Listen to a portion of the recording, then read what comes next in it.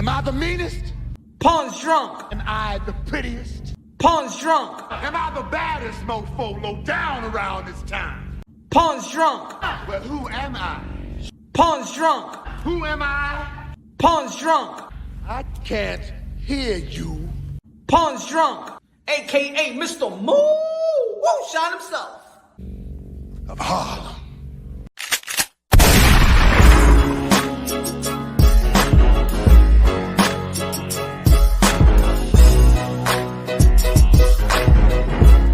Hola, mi gente. ¿Qué lo que? You already know this is Punch on Boxing, AKA Mr. Moo Shot himself.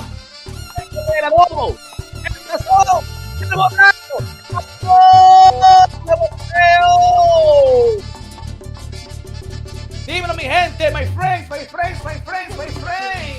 Happy Monday. Ladies and gentlemen, boxing is good, boxing is bueno. Boxeo está bien. Ladies and gentlemen, in 2 weeks, we got the Dominican Monster, David Benavidez versus El Gringo, Caleb Plant, March 25th, ladies and gentlemen, the primary fight in the super middleweight division. Whoever wins this fight, maybe Caleb Plant wins, he's going to ask for the Canelo Alvarez again. Remember, he lost to Canelo Alvarez as the undefeated champion. Should he get his get back? Should he get his second chance? Everybody deserves a second chance. Everybody deserves a second chance. When you mess up in your relationship, you want a second chance. If you mess up in your job, you want a second chance. But the Dominican Monster, Latino Monster, the Mixed Monster, the Mexican Monster, the Ecuadorian Monster, el Dominicano Monster, if he beats Caleb Plant, then that's gonna put pressure on Canelo Alvarez. Canelo Alvarez, the 4th Division World Champion, super middleweight undisputed. Canelo Alvarez, the cash cow sport of boxing. Canelo Alvarez, King Nello, aka Cartelo, aka Cash Kelo, aka Payday, aka get that fuck out of here, man. He's gonna be under pressure, my friend. He's gonna be under pressure. But follow up to that and following that, because boxing is lit, y'all. Boxing is lit. We're going to have Shakur Stevenson right back in New Jersey. On the cold main, we're going to have Keyshawn Davis, the Silver Olympian. That's going to start off April. Ain't going to be no April Fools. It's going to be April Alegría. Alegría, hey, Alegría. Smash the like button, ladies and gentlemen. Follow it up to that. We got one of the most anticipated fight in the sport of boxing, the most lucrative fight in the sport of boxing, the most looked upon, most anticipated fight in the sport of boxing, April 22nd. Gervonta Tank Davis, aka Tanky Davis, versus Ryan Garcia. Pay-per-view record breaking. Maybe, coño, mira cómo me siento yo. I'm feeling happy right now, okay? What happened? Boxing is good, boxing is great, boxing is beautiful, boxing is all of that, my friend. Whoever have a problem with boxing, hey, una galleta que te dé, get the fuck out of my sport. If you don't like a boxeo, get the hell out of here, my friend. Follow up to that, we got Canelo Alvarez probably fighting John Ryder, el pelagato. Pero es Canelo Alvarez que we can do it. Ay, pasito, my friend. Yes, Canelo Alvarez versus John Ryder from England, where my friend Rapstar Boxing Knowledge is from. Bloody man. I don't know if they're going to be fighting in Mexico, Texas, California, but I believe it's going to be in Mexico. Canelo Alvarez is going back home. Every great fighter with great wins need to go back to their home and give, you know what I'm saying, their people a glimpse of greatness. That's what Canelo Alvarez is going to be doing in Mexico. And then follow up to that. We got Yaino Uwe versus Stephen Fulton. Yaino Uwe, the 3rd Division World Champion, bantamweight undisputed. The monster, the guy that's on my pound for pound number 1. On your pound for pound, 1, 2, 3, you can flip it around. Ladies and gentlemen, Stephen Fulton, also the pound for pound caliber unified champion. Yaino Uwe is daring to be great. Punches ticket to the Hall of Fame with this victory. First ballot. And then they follow after that. May 20th. The undisputed lightweight champion of the world. Got one of the best dads, one of the best managers in the sport of boxing. You know what I'm saying? They do a little capping, but it's all right. Little hustling, that's all right. Bill Haney, Devin Haney versus one of the genius trainers of all times. Yeah, the one that read that, how you say it? Transform the European boxing style. Lomachenko versus the 3 Division World Champion, walking Hall of Famer, Lomachenko.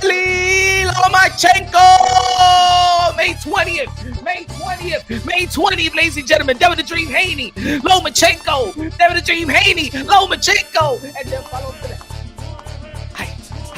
Hi, the former king in the lightweight division, the former king, the captain of the generation, the commander-in-chief, Teofimo Lopez versus the undisputed, undefeated, Just Taylor. Yeah, baby. Yeah, baby. The man that takes all the risks.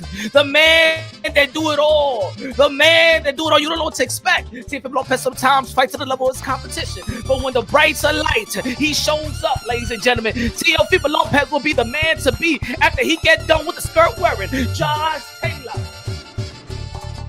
All right, let me calm down. Let me say what's up to the people. Let me see what's up to the people. Let me see what's up to the people. Yeah, Lions Only said, this man crazy as hell. Who crazy? Me? Hey, you ain't crazy. What happened here? Huh? You calling that problem with me? Huh? Lions Only said, this man is crazy as hell. Teofimo Lopez needs a rematch with Camboso. What he needs to do, cállate la maldita boca, estúpido. Lions Only, stupid. Hey, you are stupid, my friend. He's going to face Just Taylor. Camboso, let's see, he's he's out of here.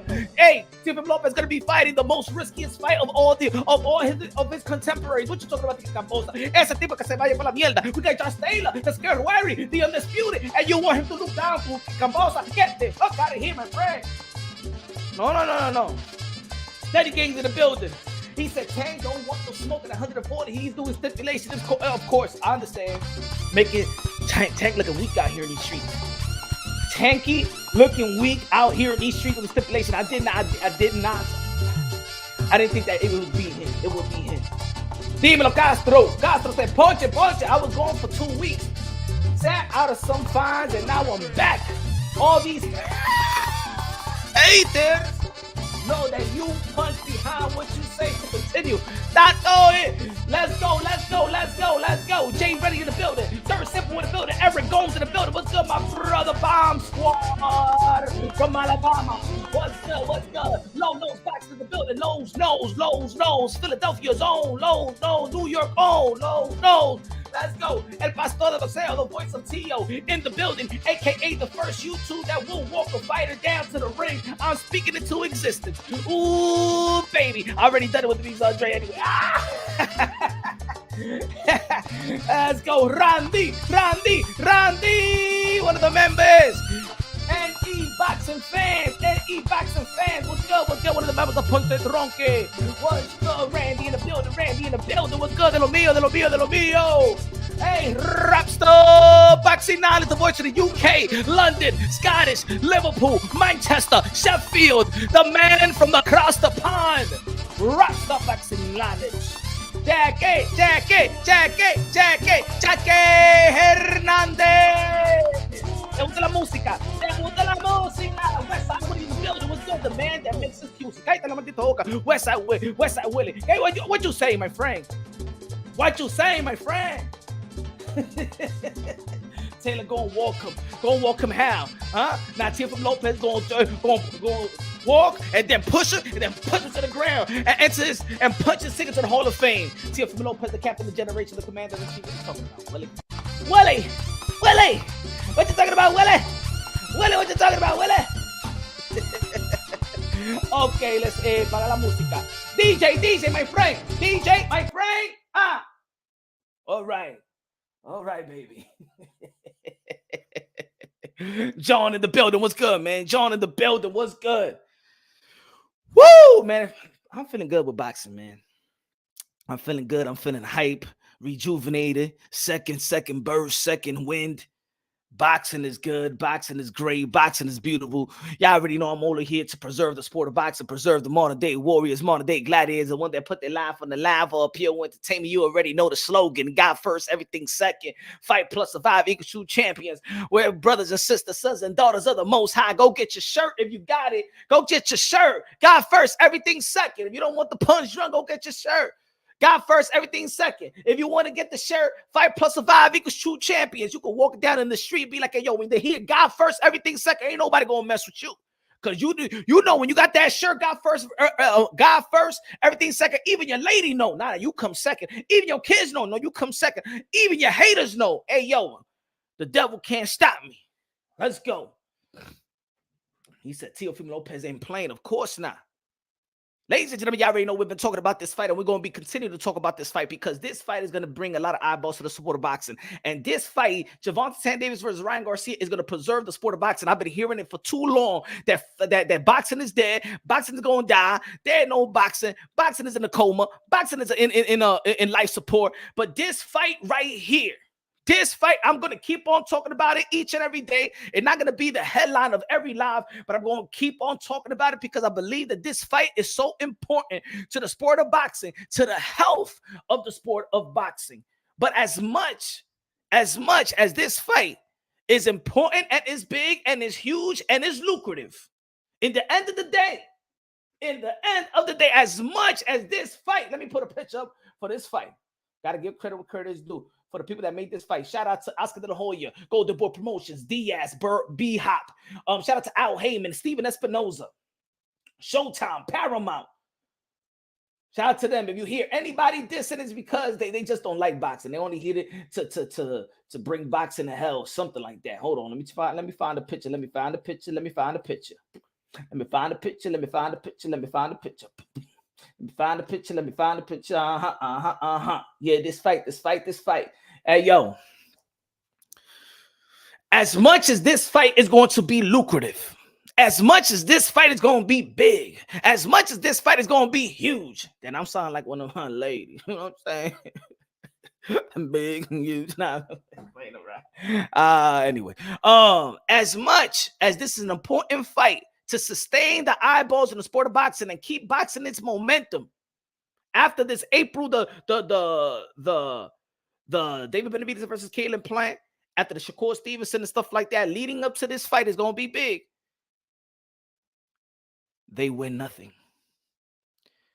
Whoever wins, whether Gervonta Davis beat Ryan Garcia beat Gervonta Davis, as big as this fight, and I believe that is important. I understand a lot of people be out there saying, I don't know, this ain't important to me. I don't give a damn about the fight. Who are they going to win? In reality, the winner gets nothing in terms of gold, in terms of accomplishment, in terms of when you go probably into the Hall of Fame and you got to go through some fights. You're just going to say Gervonta Tank Davis or Ryan Garcia beat me. But at the time that Gervonta Davis beat Ryan Garcia,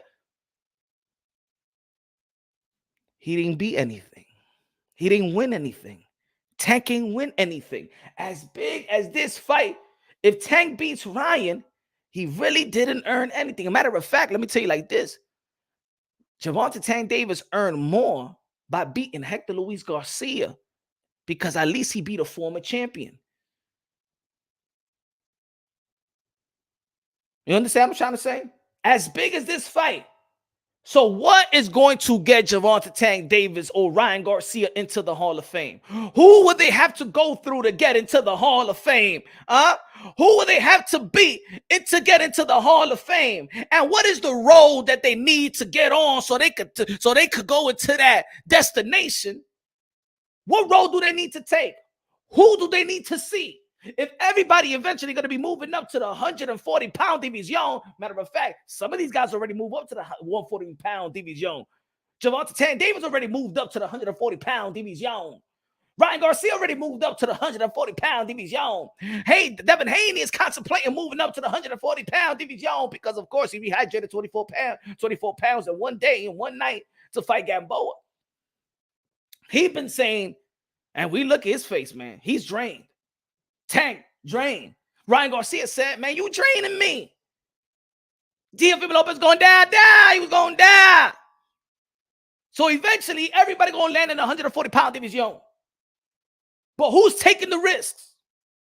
Who's going to have that Hall of Fame caliber of accomplishment in which if you want to become a Hall of Famer, if you want a chance to crack the Hall of Fame, if you want to punch your ticket into the Hall of Fame, there may be one man that you need to go through. And if Teofimo Lopez in June 10th beats the crap out of the skirt-wearing Josh Taylor, Teofimo Lopez punches ticket as a first ballot Hall of Famer. And he will be the man to beat. Because ain't nobody ever beat Josh Taylor. Josh Taylor beat Ramirez. Josh Taylor beat Regis. Josh Taylor beat Postal. Josh Taylor got the resume at 140. Josh Taylor beat Catterall too. Yeah, he beat Catterall. If Teofimo Lopez beat, because I consider Josh Taylor still undisputed because he never lost. He just vacated belts. But I identify Josh Taylor as undisputed. And you should too. Because he never lost. Never lost. Like Alonzo Ball's dad. LeVar Ball. Never lost. If Teofimo Lopez beat Josh Taylor, that will be an epic win, legendary win, Hall of Fame win, Hall of Fame statement. And then if Gervonta Tank Davis or Ryan Garcia, Devin Haney, anybody that want to move up, everybody around 140 pound division, if you want to become a Hall of Famer, all road leads to the captain of the generation, the commander-in-chief, the former king of the lightweight division, Brazil's own Teofimo Lopez. Who's going to argue that? Who will argue that? If Teofimo Lopez, June 10th, Madison Square Garden, MSG, the Mecca, New York City, my city, beats Josh Taylor, the undisputed, in our eyes, punches ticket to the first Battle Hall of Fame. Ain't nothing bigger than that win in the 140-pound division. He already had the biggest win in the lightweight division. Now, some people going to be like, yo, punch. But Devin Haney's going to be fighting Lomachenko. And if Devin Haney going to beat Lomachenko, and you trying to say that that's Teofimo Lopez's best win, but if Devin Haney beats Lomachenko, then what it is to Teofimo Lopez's best win? They got the same win. No. Let me say it right here. Let me say it right now. Don't come up with that narrative. Don't push that narrative over here to Punch on Boxing, aka el adobo, el sazón, el borracho, el pastor de boxeo. Don't push that narrative to me. No. If you're going to come around and say, yo, but punch. If Teofimo Lopez's best win is Lomachenko, and Devin Haney's going to be fighting Lomachenko, if he beats Lomachenko, then that's the same thing. You know what I'm saying? Then Devin Haney did what Teofimo Lopez did. You's a liar! Motherfucker! No, it ain't the same. You's a liar! Haney beats Lomachenko, that he will do the same thing that Teo did. So if Teo is special, if that win is special, then Devin beating Loma is special, just like when Teo did it. You's a liar! It ain't the same. Do you know why? Because when Teofimo Lopez beat Lomachenko, first, he was the underdog. Second, Vasily Lomachenko was regarded pound for pound. 1, 2, 3, you can flip it around the world, across the world. Vasily Lomachenko had the respect. Vasily Lomachenko was the man to beat. Vasily Lomachenko was the top dog. Vasily Lomachenko was the best. Vasily Lomachenko, that was the man to beat. That was the man, not only in the division, but arguably the best man in the sport of boxing. When Teofimo Lopez beat him, almost nobody thought that Teofimo Lopez could outbox Vasily Lomachenko. So when Teofimo Lopez beat Vasily Lomachenko in his own game, outboxing the technician, not knocking him out, but outboxing the technician when nobody thought that he could have done it. That the only way that Teofimo Lopez, if it's a lucky punch, only if he could knock him out, that's it. They didn't give him the benefit of the doubt of outboxing Lomachenko except one man, and that man is Punch Run Boxing, Mr. Moonshine, el adobo, el sazón, el borracho, el pastor de boxeo. If Devin Haney beats Lomachenko this time around, Vasily Lomachenko is coming as people questioning Lomachenko. But when Lomachenko fought Teofimo Lopez, ain't nobody question Lomachenko. Nobody question Lomachenko. But after the Jamie Ortiz fight, people be like, you know what? Damn, that don't look like high tech. So he's coming in with that momentum. He's coming in with no straps. Remember when he fought the Teofimo Lopez, he had strap. It was one strap to go. He ain't coming up with no strap. So this win, you can compare. If Devin Haney beats Lomachenko, you can't compare when Teofimo Lopez beat Lomachenko. You can't compare it. Smash the like button. Let me see the like button. Smash the like button like you smashing your shorty. Smash the like. What we at 29 likes. Hey, my friend, smash the like button right now. Think at 29 likey. What happened to you, my friends? Huh? You don't got a smartphone, mira. See me, mira. Go to your phone. Smashy. Let's go. What happened? You crazy. Let me. Y la gente espera. Right now, smash the like button. What happened to you, my friends? You know it helped the visibility of the video. You know it helped the visibility of the live. Huh? No ripeki around here. Huh? No ripeki. Lesbian? Homosexual? How can I describe you?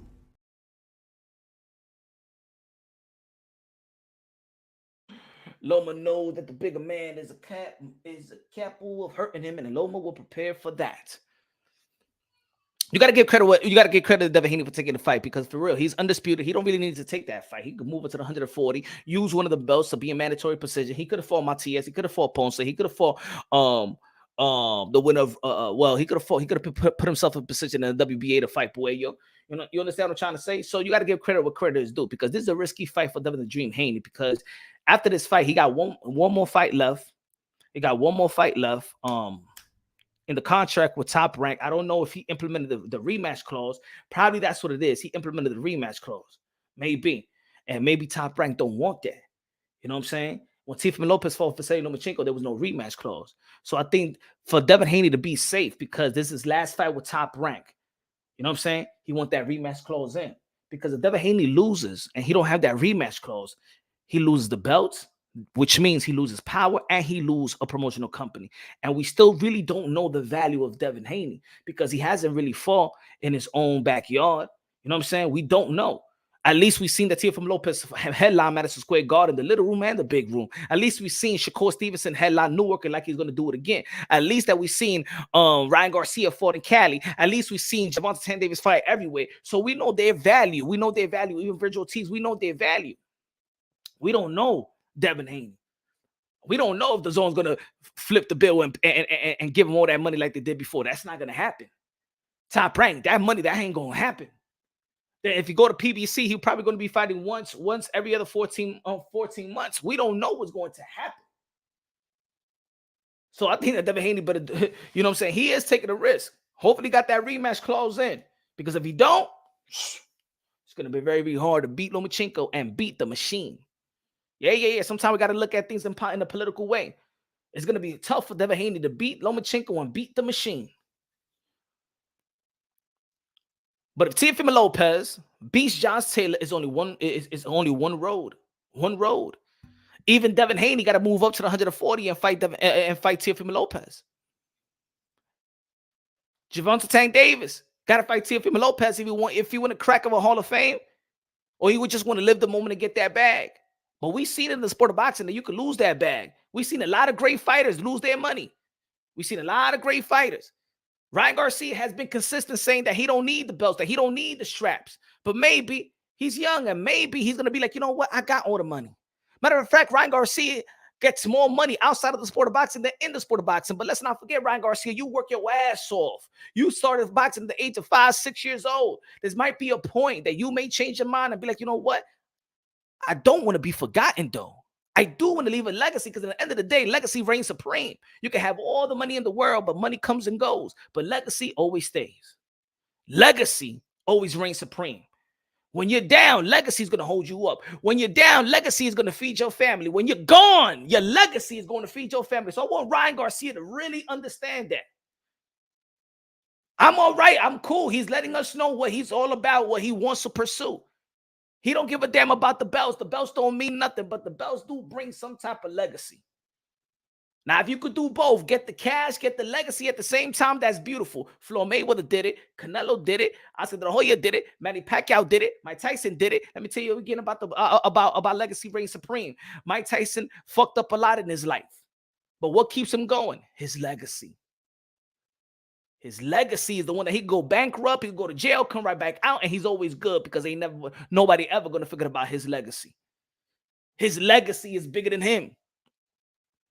When he's gone, his children going to live off his legacy. Just like his daughter, she's playing tennis. We know she's playing tennis. We know that she's a young elite tennis player that's going to probably be the next Serena Williams. But we got our eyes set on her becoming a professional, because his legacy paved the way.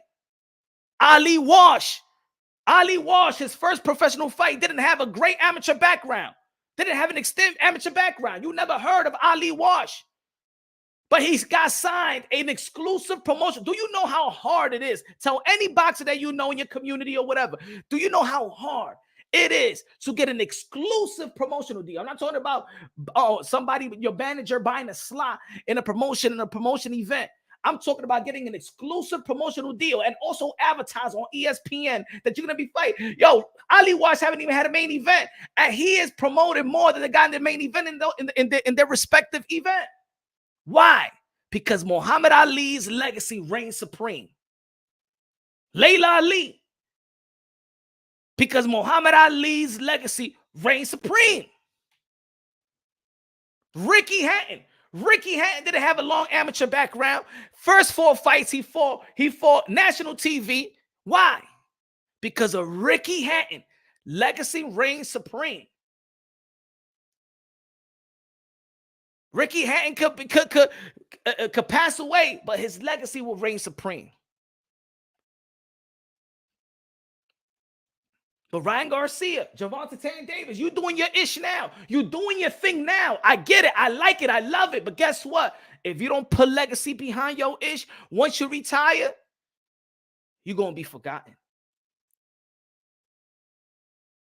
You're going to be forgotten.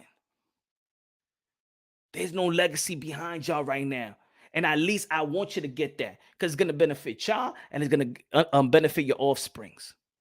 So when you're not here, they still capitalizing. Your family's always going to be good with your legacy. You don't even got to give money away. It's your legacy. Your legacy is the unlimited cash. They talk about that. I always hear amongst our people, Black Latinos and Blacks, the less fortunate. Shout out to the Asians as well, my Asian people. We always talk about generational wealth, because we know that there's certain races that got that locked down, that's their culture. Generational wealth is highly important in the culture, right? In our culture, we just trying to survive. But when we already survived, I will survive. Oh, as long as I'm gonna die, I know I stay alive. I got all my love to give, and I got all my love to give. I will survive. That song has been on my mind ever since I seen Gervonta Davis purse. You know what I'm saying? That's probably on this playlist. that's probably on this playlist. It's raining, man. Hallelujah, it's raining, man. Hey, Danny Medina in the building. Mr. Moonshine, the master of the YTBC. Gracias de lo mío, de lo mío, de lo mío, de lo mío, de lo mío, de lo mío. Legacy reigns supreme. At the end of the day, the winner is going to be celebrated. Everybody going to be talking about the winner, but then they're going to be like, well, what you going to do next? They're going to ask Gervonta Davis, who you going to fight next? Because at the end of the day, you're going to look at BoxRec, right?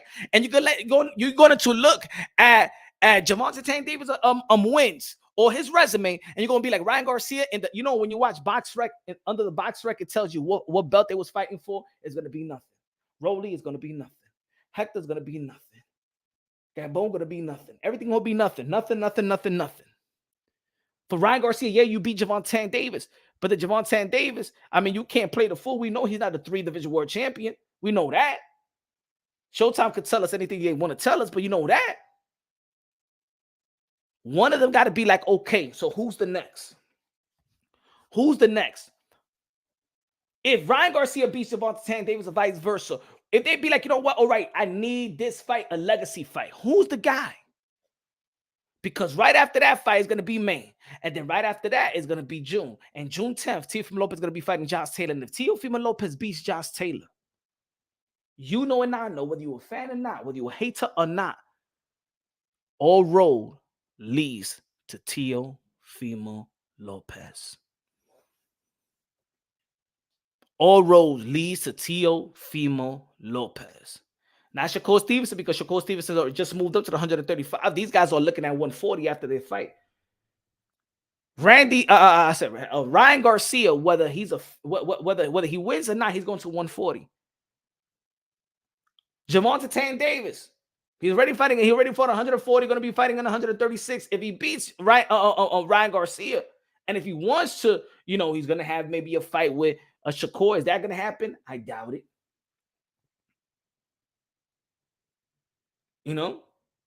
Teo's ready already. I'm gonna tell you like this. Teo's already ready. Teo right now is weighing 146 pounds right now. Huh? Teo is ready.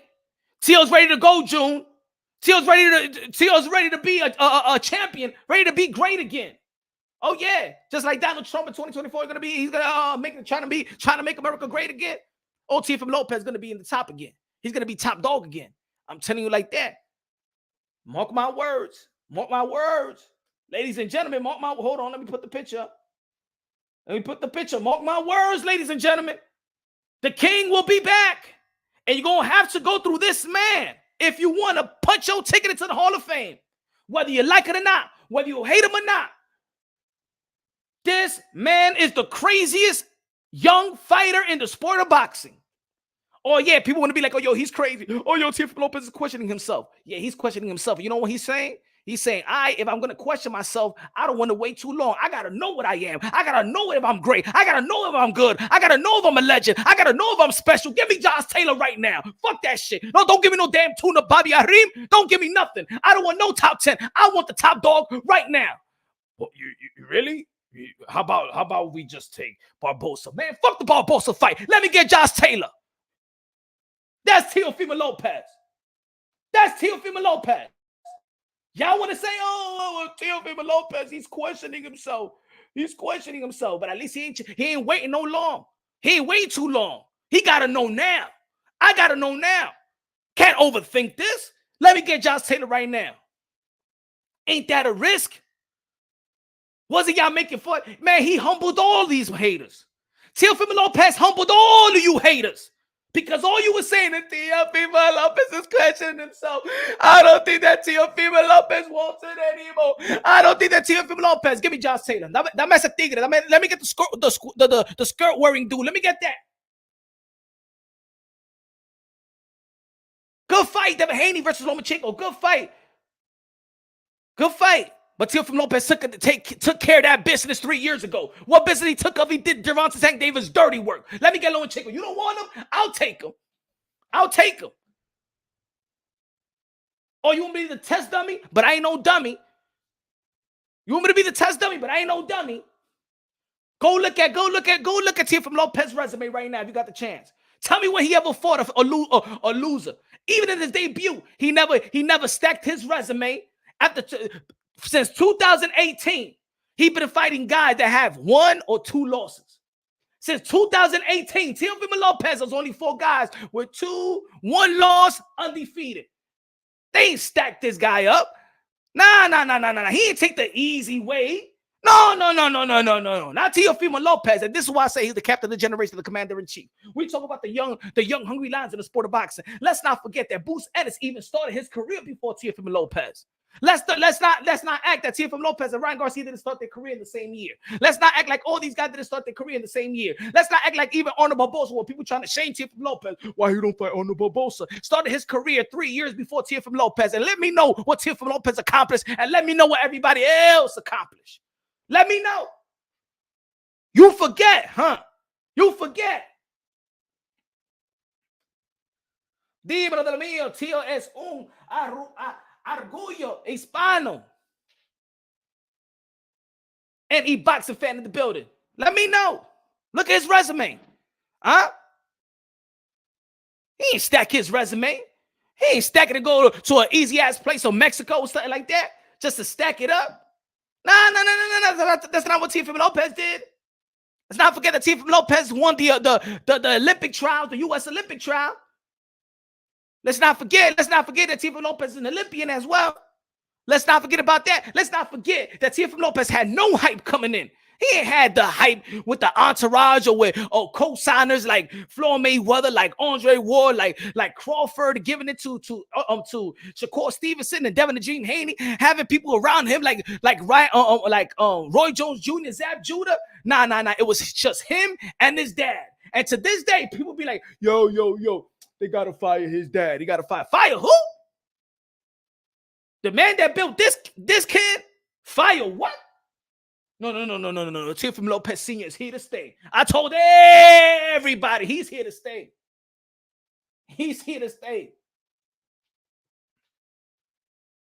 Don said, yo, Don said, punch. T.O.'s literally exposing Tank as a fighter. Tank avoided Loma at 22. T.O. beat him at 22. Tank passed on Josh Taylor, fight 140. T.O.'s about to fight him. Facts! Teofimo Lopez ain't tippy-toeing walking around 140. And let me get Mario Barrios. Let me get Josh Taylor. And matter of fact, a lot of people don't want to give him credit. That Sandor Martin fight, let's not forget that Sandor Martin retired one of the best lightweights of this era. One of the best 140-pounder in Mikey Garcia. 4th division world champion. Retire him. But people have so much high expectation for Teofimo Lopez that people forget that beating Sandor Martin, beating Sandor Martin is harder than anybody of these guys ever beaten. Oh, he just moved up to the 140 this year. Well, this past year when he fought Sandor Martin. Oh, and let's not forget, he fought Sandor Martin in 3 weeks, in 3 week span. 3 weeks notice. Let's not forget that he was supposed to fight Pedraza. Let's not forget that he was in training camp to fight Pedraza. Sandor Martin was 3 weeks out. Oh, people forget about that too, right? People forget about that too. No, he did it, Nike. That's not the facts. Nike, that's not the facts, Nike. You're lying to yourself. You're lying to yourself. You want to put any money in the world? Go to BoxRec right now. Go to BoxRec right now. Tell me what they say. Don't lie to yourself, Nike. Don't lie to yourself. Don't you spin no narrative. Don't you look at yourself in the mirror and be like, yo, man, I'm a dummy. Don't say that. 2 knockdowns. No, it wasn't 2 knockdowns. No, it was not, sir. Only one. Only one 10-8 round. My brother, don't lie to yourself. Don't give me the if, ands, buts, or I think so, or if what. I seen the replay, but I seen the slow motion. Cállate la maldita boca, mi hermano. Eso no pasó, señor. Don't be a haters. We have haters in the building. But he had 2 knockdowns in there. And I think he lost to Sandor Martin. No, my friend, that's not what happened, my friend. No, let's be real. You be real. You be real. Let me see who's real. You or me. Let me see who's a truth teller. Let's see who won that fight. Hold on. Let's see who won. I don't know. Some guy right here in the chat says that Teofimo Lopez lost to Sandor Martin. Well, let's see. Huh? You the liar. We preaching facts. You preaching feelings. He lost, and you know it. He knocked him down 2 times. You know it. When that's not what the judges say, that's not what the refs say, that's not what I say. He beat Sandor Martin. And Sandor Martin is probably a tougher competition than anybody. Where's Sandor Martin right now? Hold on. Where's Sandor Martin is ranked right now? Let's see. Let's go to another publication. Where's Sandor Martin right now? Hold on. Let's go to the rankings. How about we go over here again? Let's go where he's ranked. Choo-choo. Damn, all right. In BoxRec. Ooh. Sandor Martin is ranked number 4 in BoxRec. All right, if you don't want to go to BoxRec, let's go to another boxing rank. Here, so, ooh. Damn, Teofimo Lopez always fighting ranked fighters. Sheesh, damn, whoa. Let's see where he at. Hold on. Let's see where he at. Let's see what Sandor Martin at.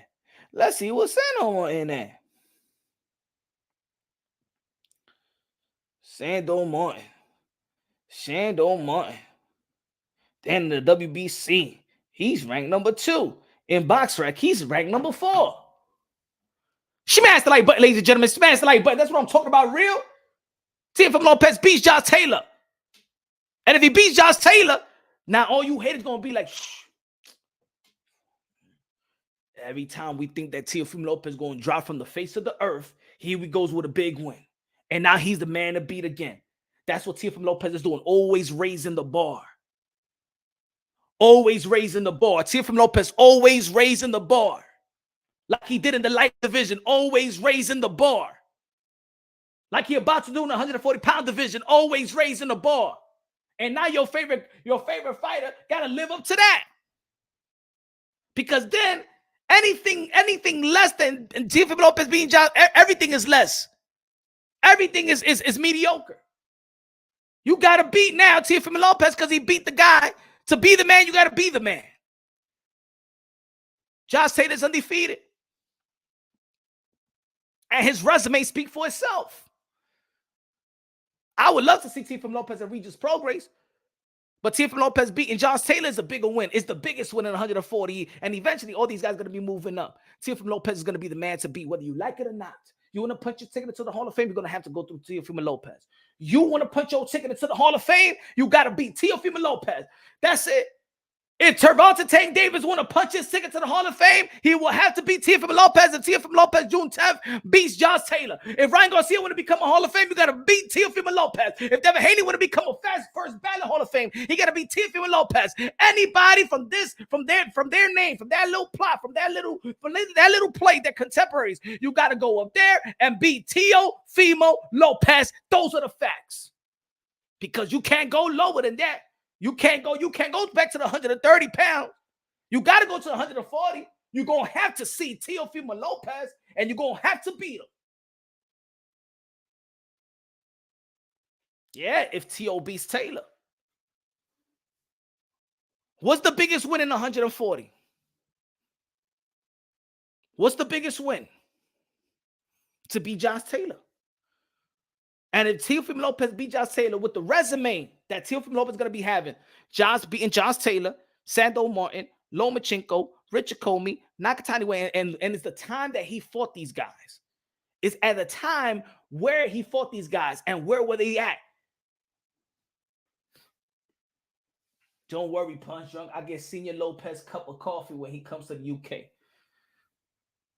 And hey, yo, Halim in the building. And if that fight happens in the UK and T.O. beats him in the UK, oh, Lord, why you think people still saying that Earl Spence best win? See? They say that Earl Spence's best win was in Sheffield. He went away. He went away in a hostile crowd.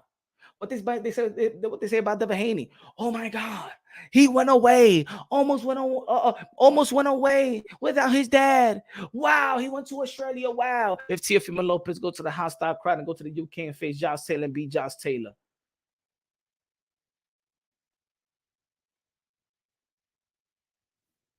Man, ladies and gentlemen, man, oh man. I'm not trying to be a party pooper. I'm not trying to be a party pooper to the Ryan Garcia and Gervonta Davis because I want that fight. I love that fight. I love what it does for the sport of boxing. I'm a fan of Tank. I'm a fan of Ryan.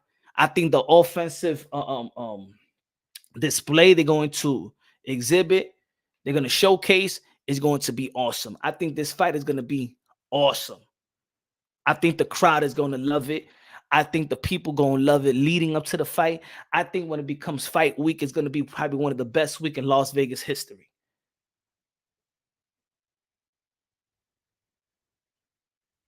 These guys got the old, and the young. They got the ladies involved. They got the culture involved. This is a big fight. And especially in America, this is a huge fight. I know it's a big fight around the world, but this is a big fight. But as big as this fight is going to be, what they win other than the purse? What they win other than respect, which all fighters should earn respect, but of course, more respect than others. Hold on, give me a second.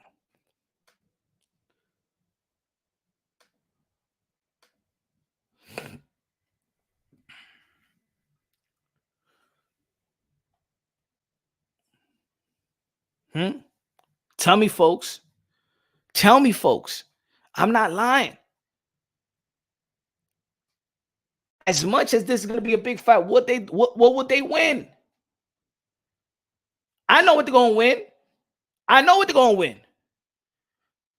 Probably the WBC or the WBA want to come with some cute belt. Give it to Ryan or give it to Tank. Some cute belt. You know what I'm saying? We could say it's pretty. But the fact's going to remain that if you want to be great, If you want to punch your ticket to the Hall of Fame, you got to beat Teofimo Lopez. And Teofimo Lopez got to do his thing versus Josh Taylor. And I know Teofimo Lopez is going to rise to the occasion. Mark my words. Mark my words. Teofimo Lopez is going to beat Josh Taylor. Teofimo Lopez is going to beat Josh Taylor. I'm not even second guessing it. And I believe that Josh Taylor is the most dangerous man in the 140-pound division.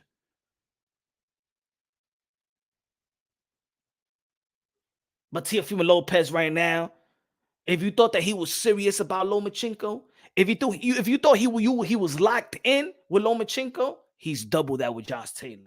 Let's not forget that Teofimo Lopez been wanting Josh Taylor even before the Lomachenko fight.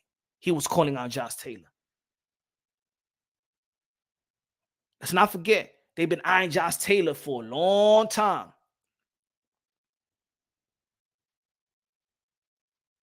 Boxers can make. Oh, the 140-pound division is serious, though, you know?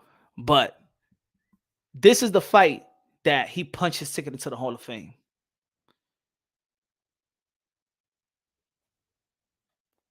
Guido in the building. What's good, man? He said that's why saying Latinos will continue to save boxing. Great fights. Great fights coming up. Boxing is good. Boxing is great. You know what I'm saying? My TS owns 140 right now. No. Front line, front nine. Wait. My TS is good. My TS is good. But if Teofimo Lopez beat Josh Taylor, you know that he the man. I don't want. It's nothing above that. It's nothing above Josh Taylor right now. It's nothing above Josh Taylor right now. Teofimo Lopez with the resume that he have in the lightweight division. And look, his win. Put it this way: Teofimo Lopez win versus Sandor Martin is better than even beating Bonse. That's how people got to understand this. I know they don't want to say it because Teofimo Lopez got a lot of haters. But Teofimo Lopez beating Sandor Martin is better than a lot of these other people's victory. In 3 weeks' notice, I'm telling you right now, Teofimo Lopez, man, out of all the young fighters, is the craziest, most riskiest fighter in the sport of boxing. He's needed in the sport of boxing. Teofimo Lopez is needed because he's the one that'd be like, y'all don't want to? All right, let me get Josh Taylor right now, matter of fact. Let's not forget, people was trying to shame him with Arnold Barboza, who haven't done nothing. His biggest win of his career, of his 10-year career, was beating Jose Pedraza. And people out here was trying to shame Teofimo Lopez with Arnold Barboza. All right, let's push him to the side. T.O. Ducking. Regis Progress.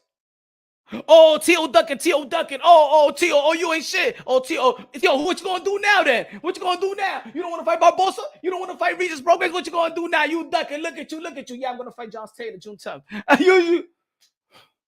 You gonna fight who? Shit, I can't even talk shit about that. Damn, T.O. Shit. So that's why you ain't want to fight Barboza. Yeah. And that's why you want to fight Regis. I mean, Taylor beat Regis. Teofimo Lopez humble all his haters. And that's why you haven't seen a bunch of videos on about Teofimo Lopez. Have you seen what happened to all the hate videos of Teofimo Lopez? What happened to him? What happened to his critics? What happened to all those channels that used to talk so much shit about Teofimo Lopez after they announced the Josh Taylor? Where'd they go? I haven't seen them. I haven't seen no video people playing Teofimo Lopez. You know why? Because they all got humbled. They like, yo, T.O. a crazy motherfucker. I thought he didn't want to fight this one. I thought he want to fight this one, but he gonna fight this. Sheesh. I thought he was brain fried. I thought he had no confidence. I thought that all these haters. Teofimo Lopez with that announcement humbled and quiet everybody. All his critics are shut, quiet. You know why? They quiet because of the announcement, but they would never say anything about T.O. if he beats Josh Taylor. They would never say nothing about T.O. Get down on your knees and apologize. You will have to apologize to Teofimo Lopez. Kevin Effect in the building. Teofimo Lopez always do it. He always humbles people. After the Nakatani, Tim Bradley. T.O.'s not ready for Loma. T.O.'s not ready for Comey. Boom, knockout. Humbled. He ain't know that. He ain't special. Humbled. But I don't know if he could do it with Vasily Lomachenko. I don't know. He got to punch his chance. Punch his chance, man. I'm going to outbox this guy. Nah, you crazy, Punch. You crazy. What happened? Outbox Lomachenko. Outbox High Tech. Teofimo Lopez Sr. made the genius of Papachenko look like a dummy. And nobody was saying, hey, yo, fire Papachenko. Now, y'all be saying to fire Teofimo Lopez Sr., boy, y'all don't say fire Papachenko after Teofimo Lopez outboxed Lomachenko and after Teofimo Lopez Sr. outgained Papachenko.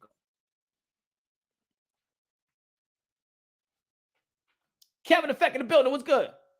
Yeah, people, see, Teofimo Lopez humble people. And then you think he got humbled, right? Now, he's just a fighter. People win and lose. We know the sport of boxing. I don't look at boxers for them to be perfect. That's how you look at them. Oh, man, yo, he got chin checked. Hey, yo, he got dropped. Oh, yo, he knocked this person out. He was supposed to knock him out. Oh, man, he ain't shit. You know what I'm saying? That's how y'all watch boxing. I watch boxing different. I seen Tito Trinidad get dropped hella times, and his father will smack the ish out of him, and he'll go right back up to the ring and knock him out with a left hook. I seen that. I seen Manny Pacquiao get knocked out a couple of times early in his career and still become an 8th Division World Champion, 5 lineal 12-time World Champion, the ambassador, the son of the humanitarian, the greatest karaoke singer of them all, the GOAT, Manny Pacquiao. I seen Nonito Donaire where everybody was saying after the fight that he's done, he's retired, then come right back and become a champion once again by knocking out Gobali with a nice body shot. Not body shot, that was Obali. He knocked him out. And then Opoyo, I forgot his name, with a body shot. I seen that. I seen that Lennox Lewis lost and then come right back. I seen it before. It's y'all the bougie fans that be like, oh, he lost. That's it. He's done. He's done. I see when Anthony Joshua lost to Andy Ruiz, and everybody was saying that he's just a model, that he don't take boxing serious, that he should retire, he should fire his trainer. Came back with the same trainer and beat the same guy that beat him. Yeah, I forgot that, right? Because that's some some of y'all some bougie fans. Oh, what happened to he just lost. Oh, he's done. What? You see Roberto Duran lose to De Jesus and come right back and move up to the 147-pound division and beat Sugar Ray Leonard. We seen that. We seen Bernard Hopkins lost his first fight as a professional and still become a guy that defended his title 20 plus times. We seen that. I seen that. I seen a guy like Manny Pacquiao get knocked out by Marquez and people saying that's it. No, smart by Manny Pacquiao. Just retire and come right back and beat the best welterweight of the world and Keith one-time Thurman. You some bougie fans.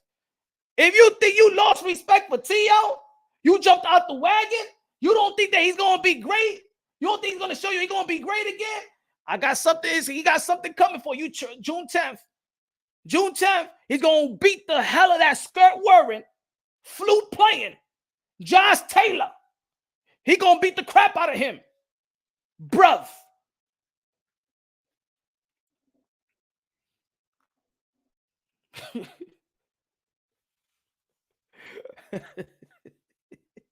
Oh yeah, I got massive respect for Josh Taylor, but he gonna get his ass whooped. And Teofimo Lopez will humble you again, and then it's gonna go back to, because you know and I know, if Teofimo Lopez whoop, because he's gonna whoop him, Teofimo Lopez whoop Josh Taylor, then you got all these fighters looking up to him again, like fuck.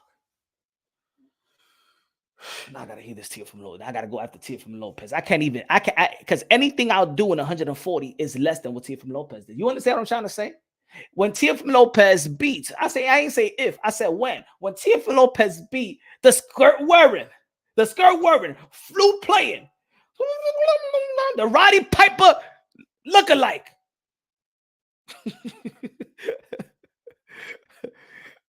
When he beat the skirt out of, no, don't tell me it's a kill. It's a damn skirt. God damn it, I'm going to say that Gervonta Davis is wearing a purse. I'm going to say that Josh Taylor's wearing a skirt. Don't make it sound good. Now, he's wearing a kilt. That's what it is. You don't know that. No, he's wearing a goddamn skirt. In America, that's a goddamn skirt.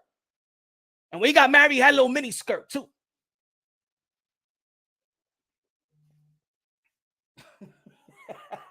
So, no, say, y'all acting like y'all never seen Rocky 3. You saw when Rocky came back. Had to go back to Philadelphia and stuff like that, work his way, you know what I'm saying? I don't want to lose what I got. Halim said, I know Halim. He says a kill. God damn it, in America, that's a damn skirt. Halim. I know you out there in the UK, Halim. Over here in America, that's a damn skirt. If we're gonna say that Gervonta Davis wearing a purse, we're gonna say that Josh Taylor wearing a damn skirt and a mini skirt at that. And Teofimo Lopez is gonna beat the skirt out of him.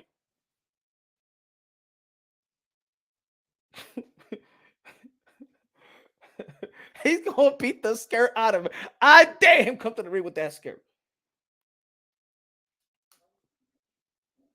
Now, if he fights him in the UK, then yeah, he's wearing a kill. But if he comes to Madison Square Garden wearing that ish, Teofimo Lopez is gonna beat the skirt out of him. Teofimo Lopez ain't gonna be beaten by the guy that wears a skirt. Damn it. The haters will bring on Cambosos. Look at Jason. Yeah. They can't even bring up Cambosa no more. That's what I'm saying, Jason. That Teofimo Lopez has humbled them. They can't even say anything. Because even if you say Cambosa, he's gonna fight Cambosa. He's gonna fight Josh Taylor. They can't say nothing. He's not gonna fight he's not gonna fight Regis Progress. He's gonna fight Josh Taylor. Josh Taylor be Regis Progress.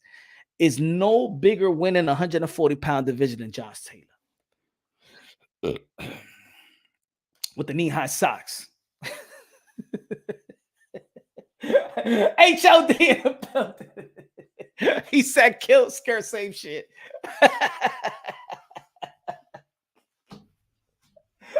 Don't get Halim, my brother Halim, man. Kill, scare, same shit. Motherfucker still got female tendencies, same ass shit.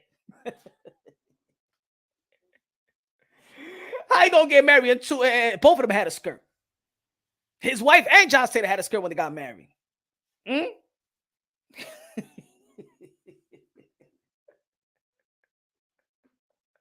He said, damn punch, not the same. God damn it, it's the same over here across this pond.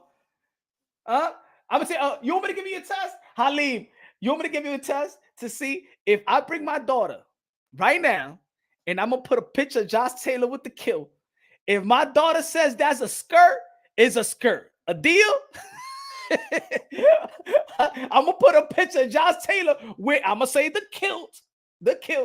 If my daughter say, I'm gonna say, honey, what that man is wearing, if she says a skirt, then for now on is a skirt. Huh? You really want to go there?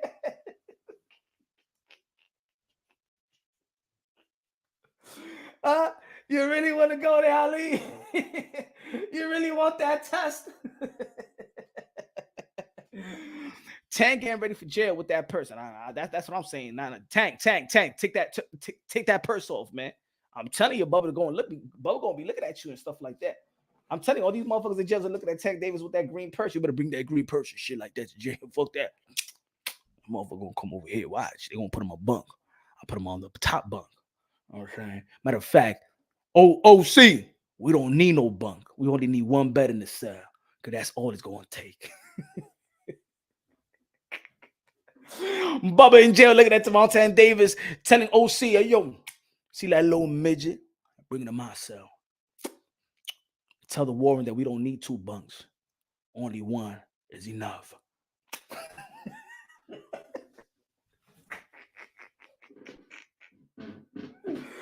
Tag, why you did that, man? Why you gave these motherfuckers idea in jail, man? You gave these motherfuckers idea in jail and you ain't no Mike Tyson, all right? I don't give a damn how good you throw down. Bubba's gonna give you a bear hug, man.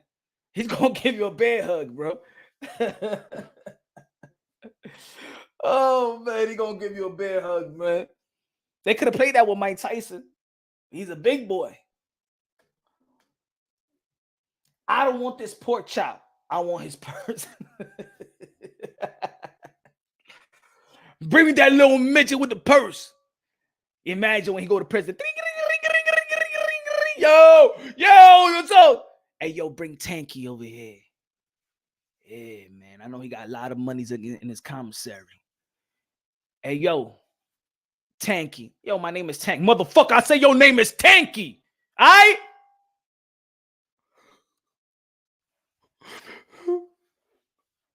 Leonard.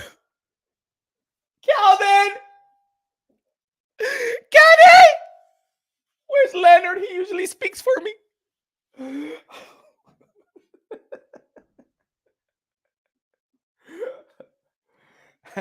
I heard you still with TMT and Mayweather Promotions. Now, what I want you to do is put some money on my books. Man, I can't do that. Man, put some money on my books, Tanky. All right? For fuck your ass up. Or your ass. Pick one.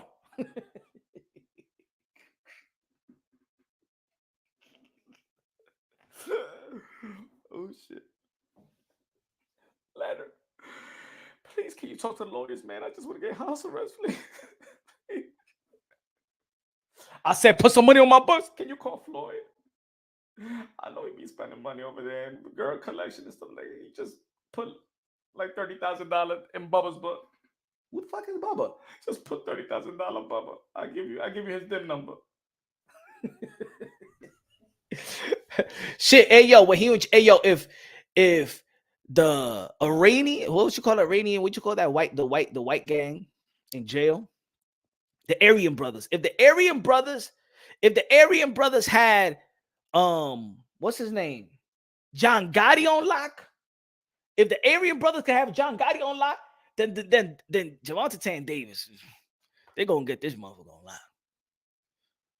They're gonna get that motherfucker on lock. God forbid. It's all jokes. It's all jokes. Don't get mad. It's all jokes. It's all jokes.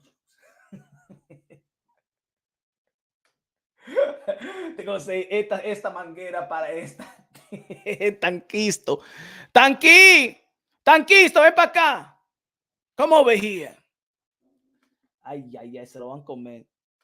Hey, Andy Box, se lo van a comer a ese tigre. A ese penguin.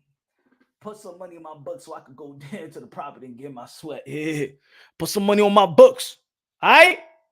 Man, come on, yo. I don't got money. Yes, you do got money. You just had a fight with Ryan Garcia. We saw it out here. You got all that money. Not because it takes time for the back end money. I don't want to hear about no back end money. Well, I'll blow your back end. How about that? Can you imagine? Can you imagine taking on the chair and be like, man, I don't got no money right now, man. I got to wait until the back end. You know what I'm saying? You don't know when we go to pay-per-view. The back end money, it takes time. I don't want to hear about no god back end money. I don't want to hear that shit. And who the fuck is Al Heyman anyway? Nobody seen the motherfucker. You lying to me? You lying to me? I don't want to hear about no back end money. It's either that or I'll blow your black end. How about that? So call that ghost or whoever you want to call, Mr. Al or whoever. Because I know he makes dreams come true. Oh, shit. What am I got myself into? Damn it, I should have never run. I should have never ran. Back punch knew before everyone about Teo versus Lopez. Teo versus Lopez? You mean Taylor versus Lopez? Each of these. No step aside. Top rank just booted Catterall. Yeah, put some money on my books. Yeah.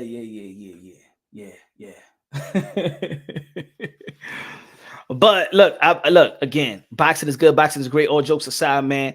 Of course, people still. I dropped the video today. Oh, I dropped the video last night. You know what I'm saying?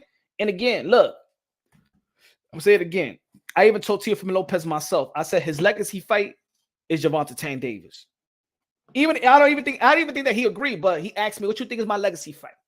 I told his dad and I told Teo. They asked me, "What you think is my legacy fight?" I told him straight up, Gervonta Davis, because I feel like Gervonta Davis and Teofimo Lopez, especially when I did tell him that y'all both bring speed and power and athleticism. Y'all bring some IQ. I thought for me that was the legacy fight for Teo.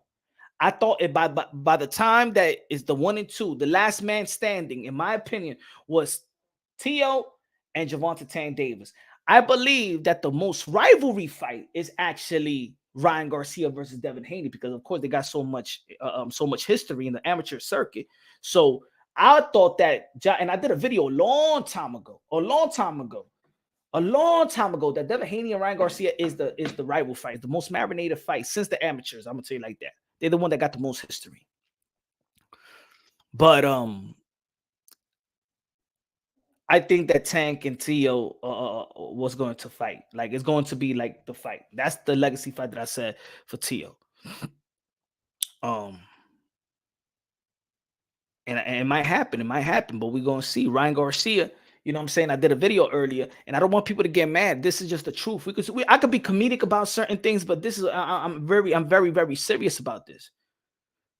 I don't think that people are mad whether you're a fan or not, Gervonta Tank Davis. I believe that a hardcore boxing fan could see the skill set of Gervonta Tank Davis. Y'all know skills. Y'all see, y'all got an eye for talent. We call ourselves hardcore boxing fans for a reason, right? It's because we know the sport of boxing. We can identify what's real skills. We could identify when the hype, we could identify was not good. We could identify what's special, right? Yeah, they still have to experience. They still have to earn the rights. But we could see. We are hardcore boxing fans. We could see it. Man, this shit is fucking up and shit.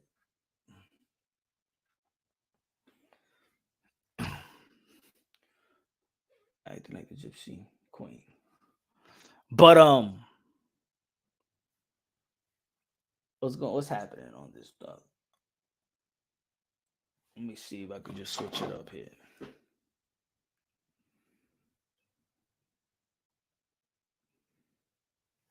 Yeah, because the weather out here is effed up today.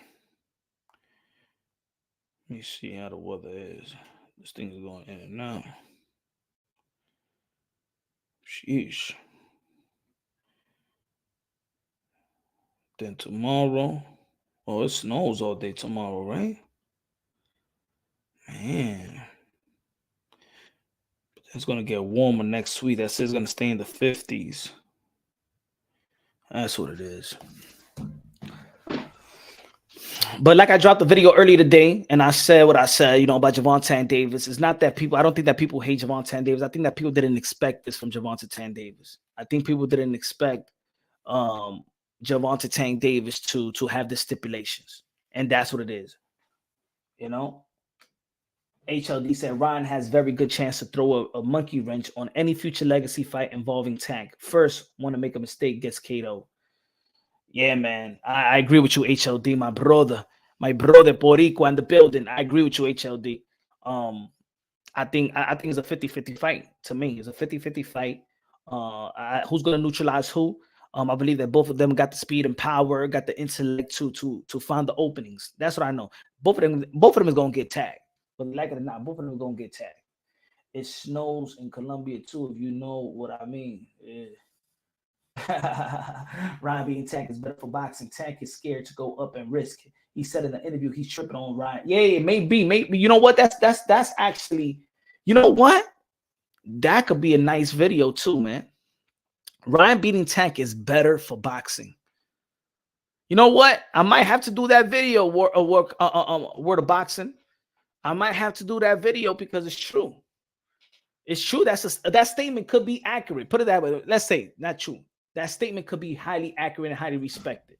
Ryan beating Tank is better for boxing. Tank is scared to go up and risk it. He said in the interview he's tripping on Ryan and his weight. See, that's what it is. I think even Gervonta Tank Davis fans can't. You know the only way that a Tank fanboy, because I'm a Tank fan, but I could see that I don't like the way I don't like the stipulations. I could say that. But a Tank fanboy, the only way that they could come right back and try to justify Tank having this stipulation is because they want to bring Canelo Alvarez. That's what his fanboys are doing. But Canelo Alvarez did this and Canelo Alvarez did that. Canelo Alvarez did this and Canelo Alvarez did that. No. Stay with the topic at hand. Stay with the topic at hand.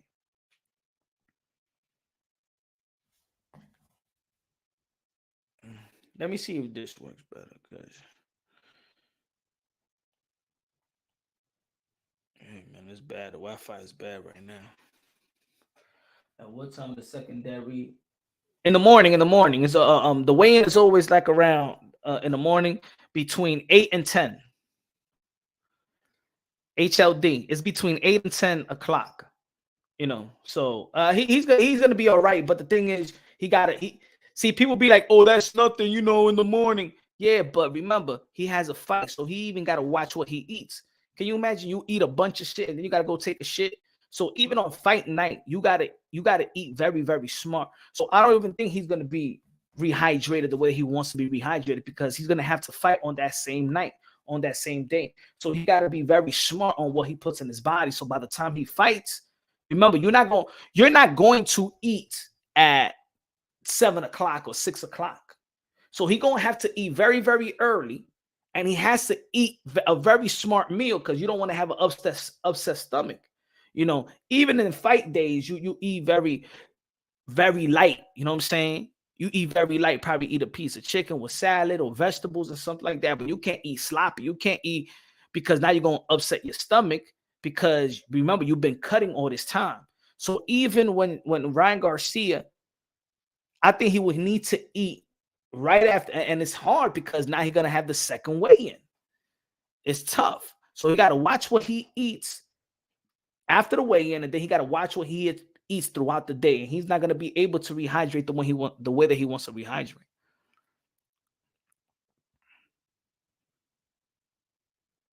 So Garcia would have about 15 hours to carefully rehydrate intelligently. If the weigh-in is at 12 p.m., then he will have under 24 hours, because he will have to go. Yeah, it will be like 20 hours.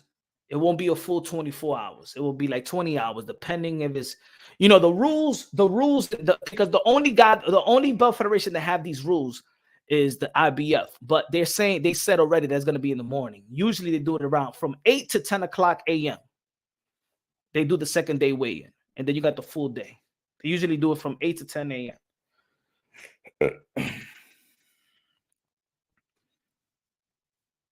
Ryan going to drink a bottle of water, and that's it. Because he's going to rehydrate. So he really got to watch. He's probably going to eat even small meals, and then he's going to have throughout the whole day. He's going to be hungry, bro. It's going to be tough, man. It's going to be tough. It's going to be tough on Ryan Garcia, because he's going to have to watch exactly. And then he's going to have to work out too. It's going to be tough. But the reason, man, I just didn't think that Gervonta Davis, I mean, he said he only got a left hook. He don't have the IQ, he don't have the footwork or nothing like that. You know what I'm saying? He's not a champion and stuff. That's everything that Gervonta Davis was saying. But then what? So why have the stipulation? It just tells me that he's intimidated by Ryan Garcia, in my opinion. His team is intimidated by Ryan Garcia, and it is what it is. That's just the truth. The intimidation is in the stipulation. It is what it is. They intimidated by Ryan Garcia. They wasn't intimidated by Mario Barrios or Hector Luis Garcia or Rolly. And you can hear it in Tank when he's doing the interviews and stuff like that. He said he's real big. I'm like, come on, Tank. You've been fighting big dudes all your life. What's the difference with Ryan Garcia? Even if the amateurs, go look at Gervonta Tank Davis amateur. Gervonta Tank Davis always, the only little guy that Gervonta Tank Davis ever fought was probably Leo Santa Cruz. Everybody else, you've been the little guy. So why all of a sudden now, Ryan Garcia is a big guy? You've been the little guy all your life. It just tells me that they're intimidated by Ryan Garcia. You could call it a good business move. You could call it that they're protecting their investment, all of that. At the end of the day, Ryan Garcia is intimidating Tank, his team, or not Tank and his team. Somebody in that side is highly intimidated by Ryan Garcia. Those are the facts. Those are just the facts.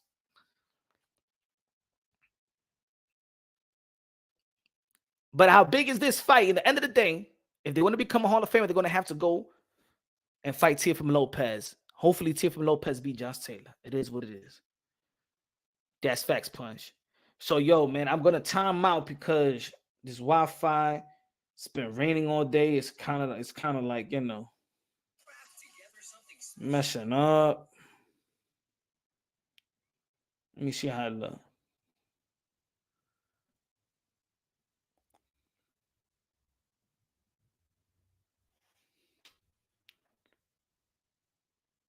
Is it good though? Like, I know it's buffing a lot.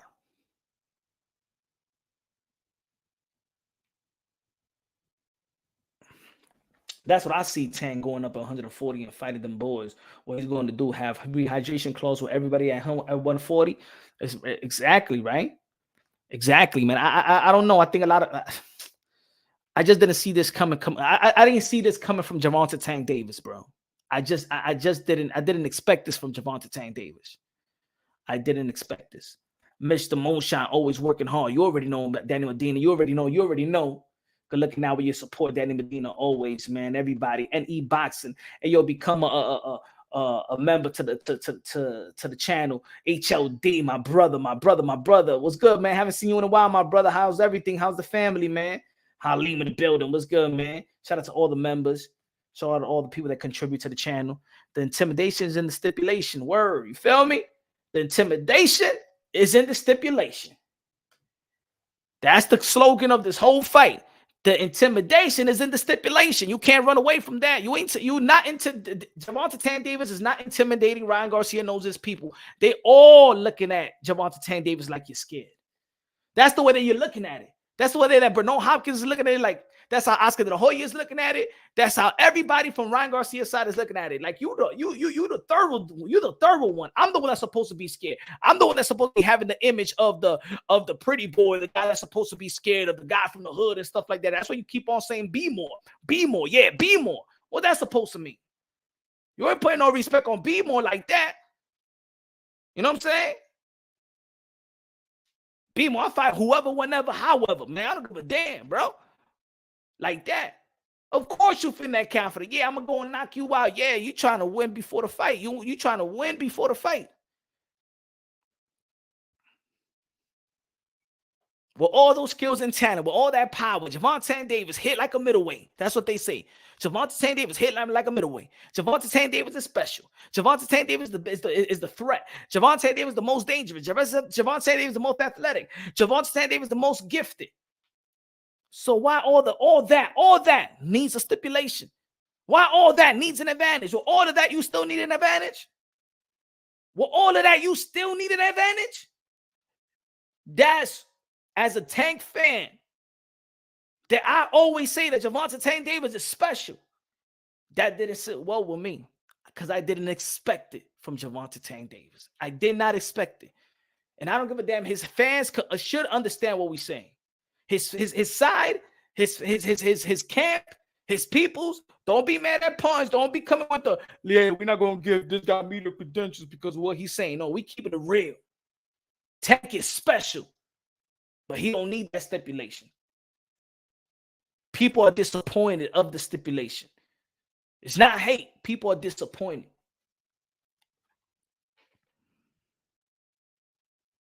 Jason said, and he rocked La Cartera.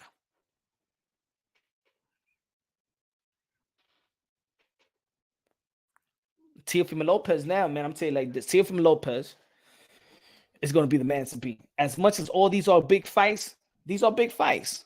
Haney versus Lomachenko is a huge fight. Should be the primary fight. Anything that's with the undisputed lightweight should be the biggest fight. But like I said the other day, Devin Haney's not putting weights on them belts because there's no way that in your division, the biggest fight doesn't have you on it. There is no way you as undisputed in your own division and you're not the biggest fight in your division. That's unheard of, bro. So don't get mad at me. Don't say, oh, Punch, you hating again. I'm not hating. These are the facts. It is no way that the undisputed champion in their respective division is not the biggest fight in that division. It is no way. There's no way in the sport of boxing. It does not make any sense.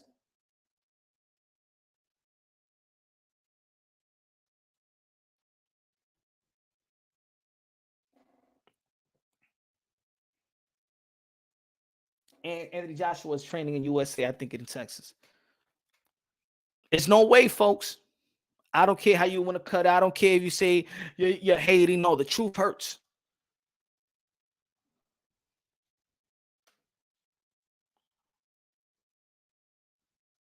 Hold on.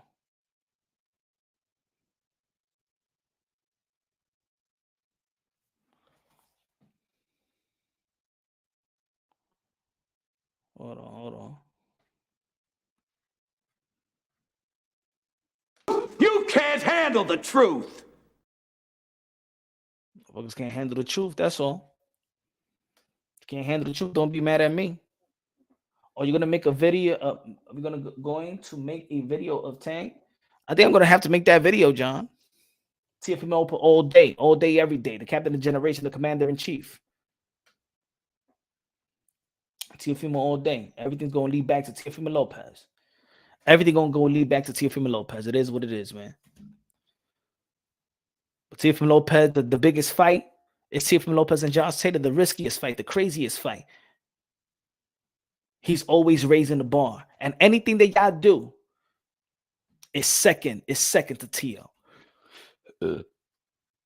Big fight again. Teo Loma. Teo already been there, done that. Ryan Garcia, Gervonta Davis. Big fight, lucrative fight. Pay-per-view gonna get a lot of money. At the end of the day, there's no hardware. Teofimo Lopez, the toughest fight. Teofimo Lopez is gonna be the underdog. Once again, the takeover. The takeover is here. The takeover is now. The takeover is forever. Teofimo Lopez, and look, even Ryan Garcia knows, because Ryan Garcia said if he can't get the fight with Gervonta Davis, I want Teo. So that's next for Ryan Garcia. You remember, if he could have locked down the fight with Gervonta Davis, Ryan Garcia said, if I can't get Tank, I want Teofimo Lopez. Why Teo? They know. They know. So Ryan Garcia, if he beats Gervonta Davis, Teofimo Lopez beats Josh Taylor, the biggest fight in the sport of boxing, Teofimo Lopez versus Ryan Garcia. If Gervonta Davis beat Ryan, Gervonta Davis versus Teofimo Lopez. And everybody go check that documentary, Gordo. Facts. Danny Medina in the building. And maybe I don't think that Tank want to fight Teo. I don't know. I don't think so. I don't think he will fight him. I think that Ryan will fight Teo before Tank will fight Teo. And if he looks special, if Teofimo Lopez looks special versus Josh Taylor, man. The only one that I say that probably will be like, I'll fight him. Like straight up, yeah, I'll fight him now. Not because he got a title and I could get a big fight. No, I think Regis Progress will be. But there's going to be a lot of people that's going to be tempted to fight Teofimo Lopez if he beats Josh Taylor. Ricky Rose, mi gente! Honduras! Yep. Anything, look, I'm going to tell you it again. Teofimo Lopez beats Josh Taylor. Anything, they move up, Regis, Ryan Garcia, Gervonta Davis, anybody who they fight, anybody who they beat in 140 will not be better than Teo beating Josh Taylor. Teo will be the man to beat. You want to go to the Hall of Fame, you got to go through Teo. You want to go to the Hall of Fame, you got to go through Teo. Rapstar Boxing Knowledge said, Mr. Moonshine, the best of the business. You already know. If he beats Josh Taylor, ain't nothing better than that win. You're going to have to go to Teofimo Lopez, just like in the lightweight division. You had to go through Teofimo Lopez. And yes, he got that blemish and stuff like that, but nobody believed that. That's why they didn't even put Diva Haney in the pound for pound list after beating Joe Cambosa, because you wouldn't believe it. Yeah, there was something wrong with Teo. Yeah, there was something wrong. And what? Yeah, there was something wrong. I don't give a damn. There was something wrong. I know what it is. Teo has to be the next option. Savage said. Mighty Max Boxing in the building. One of the best in the YTPC. Shout out to Mighty Max Boxing. Subscribe to Mighty Max Boxing. Subscribe to Rapstar Boxing Knowledge. Yeah, that's all I'm saying. If Teofimo Lopez beat Josh Taylor, then any other win that these guys will move up to the 104, they could be whoever. They could be Regis, they could be Matias, they could be Puello, they could be Rowley, they could be Ramirez, they could be Cepeda, they could be Varente, they could be whoever they want to be. Mix and match it. It's no better win than beating Josh Taylor. And in a lot of people's eyes, and it should be, and you should identify Josh Taylor as a undisputed still in your mind. Yeah, he doesn't got all the strap, but he vacated the strap. But in my mind, he's still the man to beat. He's still the undisputed in my eyes. So with that win, captivates Teofimo Lopez as a first ballot Hall of Famer. In my opinion. If he beats Josh, first ballot Hall of Famer. Anybody want to become a Hall of Famer, they got to go through Teo. Ryan Garcia will have to move to the 140. You're going to have to go through Teo if you want to become undisputed. Being Regis programs may not be enough. Being Matias won't be enough. Being Puello won't be enough. Yes.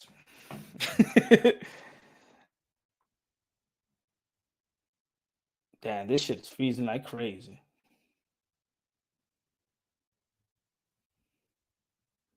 Oh. Give me a second. Give me a second. Damn, this shit is freezing like crazy. Hold on.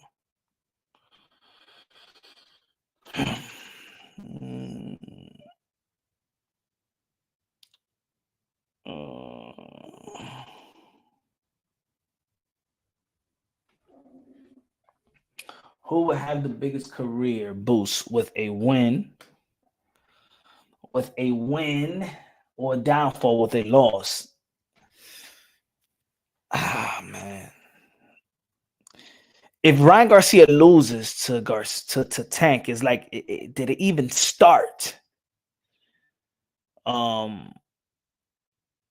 think it's even though. If both of these guys lose, I think their stock would drop the same way, the same time, the same, the same percentage, I think.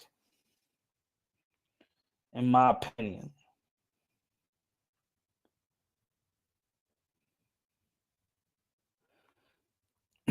Hold on.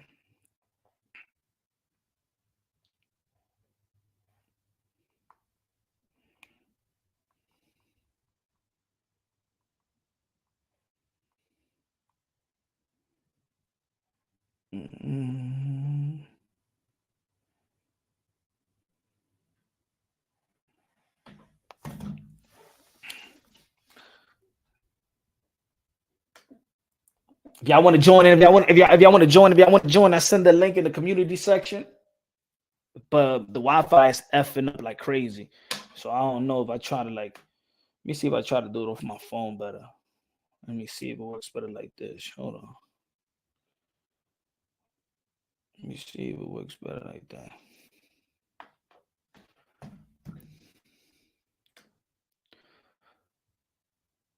Rapstar Boxing Out is the voice of the UK, London.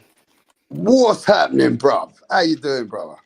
I'm doing good. Rapstar Boxing Out. You hear me good? Because right now the shit is effing up a lot. No, I hear you good. You been hearing me good? Can you hear me? Yeah, I hear you. But how does it sound? Was it sounding good? I don't know. I've just been on for a few moments now, and I saw it kind of froze for a second, and you were good again. You know what I mean? Oh, okay. What I think it froze because the boxing guys was not happy when I said that Teofimo Lopez is gonna beat that skirt wearing flute playing Josh Taylor. Maybe that's what it was. Rapstar Boxing Out is from across the pond, the voice of the UK, Manchester. Maybe Liverpool, the boxing goes. Sheffield. Maybe the boxing gods know that you're doing a bit of capping. Teofimo Lopez gonna whip that skirt wearing, skirt wearing over here and across the pond. And look, if I bring my daughter and tell her what's Josh Taylor wearing, she's gonna say a skirt. It's not gonna be a kill. She's gonna be like, she wearing what mama wear and I wear. Yeah, the Scottish tradition. Tell the men with the bagpipes. No, they don't Scottish tradition. That's the Scottish tradition. They wear we could diss Gervonta 10 days for wearing the purse, but we can't diss Josh Taylor for wearing the purse. That's the Scottish tradition, man. That's what they wear. They wear the kilt and they use the bagpipes. No, there's a skirt. That's their tradition, bro. If you're gonna make fun of them and saying they wear skirts, then I believe the Scottish people are gonna get offended with you, son. Well, you wearing a skirt because Teofimo Lopez is gonna beat the shit out of that skirt wearing dude. But let me say this: it sounds really good, but it's too much pressure on Teofimo, bro. Because the fight alone is so hard, right? The fight alone is going to be a tough fight for Teo anyway, right? Now to come through that, I'm going to say this to you, Punch. Nobody's coming to Teofimo even if he beats Josh Taylor. Now ask me why. Why? It never happened before. You say that all roads lead to Teo. They don't lead to Teofimo because even when Teo had the belts, the proven facts are out there. Tank did not want to fight him. Devin Haney was outpricing himself, and Devin Haney didn't want to fight him. There wasn't nobody fighting him when he had the belts. Ryan Garcia said, fuck his belts. He said, I'm going to go for Tank. I'm going to show people Tank's the guy. Tio's not the guy. This is how people been portraying this shit. And what I noticed is these belts, when Tio has it, Punch, it's not like everybody's running towards him to fight him. True. It didn't happen before. So what makes you say that they're going to be bothered about Teofimo Lopez? Because maybe they see more. Well, now you get what I mean, though, right? No, 100%, 100%. Even the Haneys know that, bro. Because I think maybe if they feel like they see more vulnerability now than before, I think there's more ways to even get into his head. Maybe they feel like that even while building up to a fight. But it's true. But because if he beats Josh Taylor very highly convincingly, I don't think they're gonna try to go to Tio. But that's what I said. If you want to become a Hall of Famer, Gervonta Davis, whether you beat Ryan Garcia, not vice versa. If Devin Haney beats Lomachenko, you know, if he's gonna move up, all these guys are gonna move up. It's going to be one guy that beat the guy that's in my eyes still undisputed. He never got beaten. He's going to be the man to beat. He will have the best resume in the light in the junior welterweight division and in the lightweight division. If you want to become a Hall of Famer, you got to go through Tio. If you don't, then go get your purse, get your money. When your career is done, you're going to be forgotten.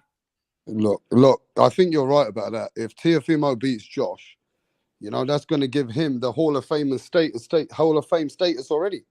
You know, beating two great fighters like that. But again, I disagree with you.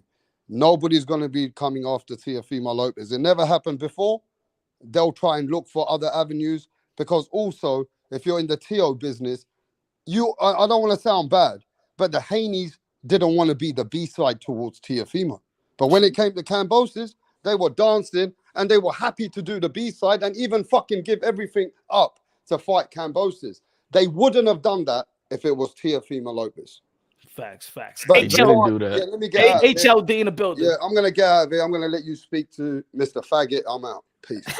Go ahead, Tranny. You're the biggest tranny bitch.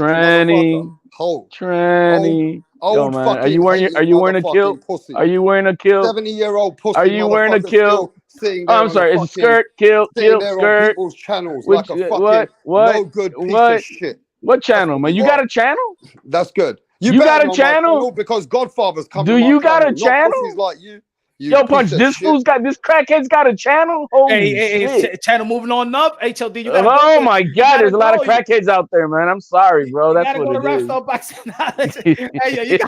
You gotta go to Rapstar and debate, man. I think it's way overdue, man. It's way overdue. HLD going and knocking the door to Rapstar Boxing Knowledge. And it's time for y'all to it's time, man. I don't want to get the cooties, man. Look at that. Look at that, my people. Got ran off. Damn, Rapstar, you ran you off. HLD is the boogeyman.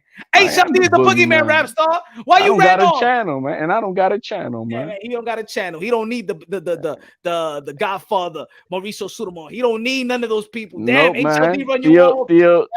Theo Mauricio knows my number, man. You don't need to come on no channel, man. Yes, man. Rapstar ran off. Rapstar, where you at? Yo, man. So this thing with you know, I know everybody talking about the stipulations, and you know, look, man, it is what it is. I'm not gonna make too much. Golly, what happened? Give all credit to Garcia. This young man wants to smoke. He wants it at all costs, and he ain't gonna come up with excuses. You know what I mean? I'm more pissed about, you know, everybody giving kudos to a guy wearing a fucking purse, man. That has got me pissed the fuck off. We got everybody trying to make this guy the king of something. Man, fuck that. He's a purse-wearing fool, man. With everything else that he's got going on in his fucking life, man. I was happy. One time I saw Tank say, I had an interview, hey, I stopped drinking, and I'm really trying to clean myself up, and I know that drinking is a problem for me. And, man, I was like, man, God bless, man. That's at least good to hear after all the bullshit he's been through. Then what we got? The same fucking merry-go-round of bullshit. I'm disappointed in that young man, bro. I don't want him in the sport. I want him to get knocked the fuck out by all means possible by anybody. If it's Garcia or the next guy. Now he's wearing a purse and shit. No, man, I'm not done with that. Do you feel what Johnny Boxing said in the chat earlier? He said that you're on mute, Punch, or is it me?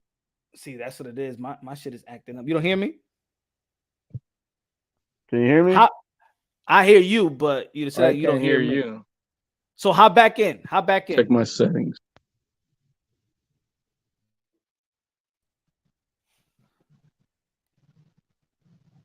Because I Let heard me something. chime back in, Punch.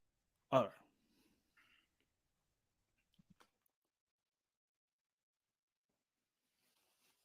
I thought they said his baby mama lied to him. Yeah, my shit is acting up today. That's what it is, man. We hear you good, Punch. All right. I just see it like I'm in like, is it like low? You know what I'm saying? But I just didn't expect it from Tank, man. I'm actually disappointed because I did not expect that from Tank. That's what it is. You hear me now? I can hear you. Can you hear me? Yeah, I hear you. All right. You know, the thing is, to be honest, bro, I'm a Tank fan. I even told Teofimo Lopez, your legacy fights with Tank. I think highly of Tank's skills and talent. I just didn't expect this from Tank. I didn't expect that he needed a stipulation, especially with a guy that doesn't warrant you to give him the stipulation. Like, I understand if Ryan Garcia would have knocked out Lomachenko, then fight Teofimo Lopez, would have beat him to pillar the post, and then, damn, you want to fight me? Here's a stipulation and stuff like that. Now you big and stuff like. But Ryan Garcia hasn't done anything yet to warrant a stipulation. You are the guy that has the reputation of having the most punching power. You have the reputation in sparring that you hit like a middleweight. You have the reputation of being the most dangerous. You have the reputation of being the most athletic. You have the reputation. You have all the bad boy good tools, the reputation. Why do you need an advantage? Because his career is based off selective choosing fighters, man. We know he hasn't really been with a real solidified, like, damn, this guy is really a fucking talent. This guy is athletically gifted in the skills that he has. You know, and I'm not saying Ryan Garcia is the greatest, but the kid has fucking skills that his tools are something you better fucking respect or you're going to knock your block off. Simple as that. Nobody else has he fought that is like that. Who has Tank fought that is like, oh shit, I'm going to get knocked the fuck. I could get knocked the fuck out. This is the first opponent. Exactly. That's why. And that's why you got these stipulations. It's as simple as that. Damn. And you know what, man? I don't want to take it away from this big because for me, I think it's a big event. I think it's an event that's needed in the sport of boxing. I think the event, the fight is bigger than what it is. It's bigger than both of them, in my opinion. I'm not too worried about it, Punch. I really am not, because that means Garcia's got, 24 hours that he can gain 8 pounds for the next weigh-in at least to be safe. He could do 10 pounds, right? He could do up to 10 pounds. But, to be safe, 8 to 9 pounds, he could hydrate, weigh in. And then after that, he could slowly, rehydrate properly. He could hydrate properly another 5-6 pounds by fight night. So he's going to be all right. He'll be like 150. Low Nose Boxing said Ryan is the weakest link of all of the young guns. Imagine what stipulation Tank will place on Haney, Shakur, or Teo. Haney would have to fight in an 8 feet ring. I mean, that's what it is. I think that's really is. And the thing is you hear the stipulations. Ryan Garcia stated what was the stipulation, but then you hear the response from Gervonta Davis. Well, he's gonna be 160, 170. He's big. Like, yo, Gervonta Davis, you always the little guy, even in the amateurs. What is this now that he's big? You wasn't saying that about Mario Barrios. It's protecting the investment, Punch. That's Team Tank making sure to protect the investment, because they got something. I mean, they really do got something good going, money making wise. You know what I mean? With Tank, that's no joke. The young man, he sells out arenas, and so yeah, they're gonna the like the Eddie Hearns in the business. You know what I mean? And his side, they're gonna make sure that we'll do everything possible to keep this this train going. And I don't blame them for that. I really don't. Does it look kind of bad on the competition side? Yeah, but I look, man, it's not that bad. I don't think it's really that bad. 10 pounds by next day, and then after that, he'll be 146, and by fight night he could be about 152, 155 maybe. He could gain another 10 pounds. Who knows? Whoever the people are hydrating him up to, but I think he'll be all right. Yo, I heard somebody put out Floyd Mayweather versus KSI versus Manny Pacquiao and Saul Papi on a tag team. Oh my God, come on, boxer, come on. That's why we need these fights now. That's what I'm talking about. Because Look.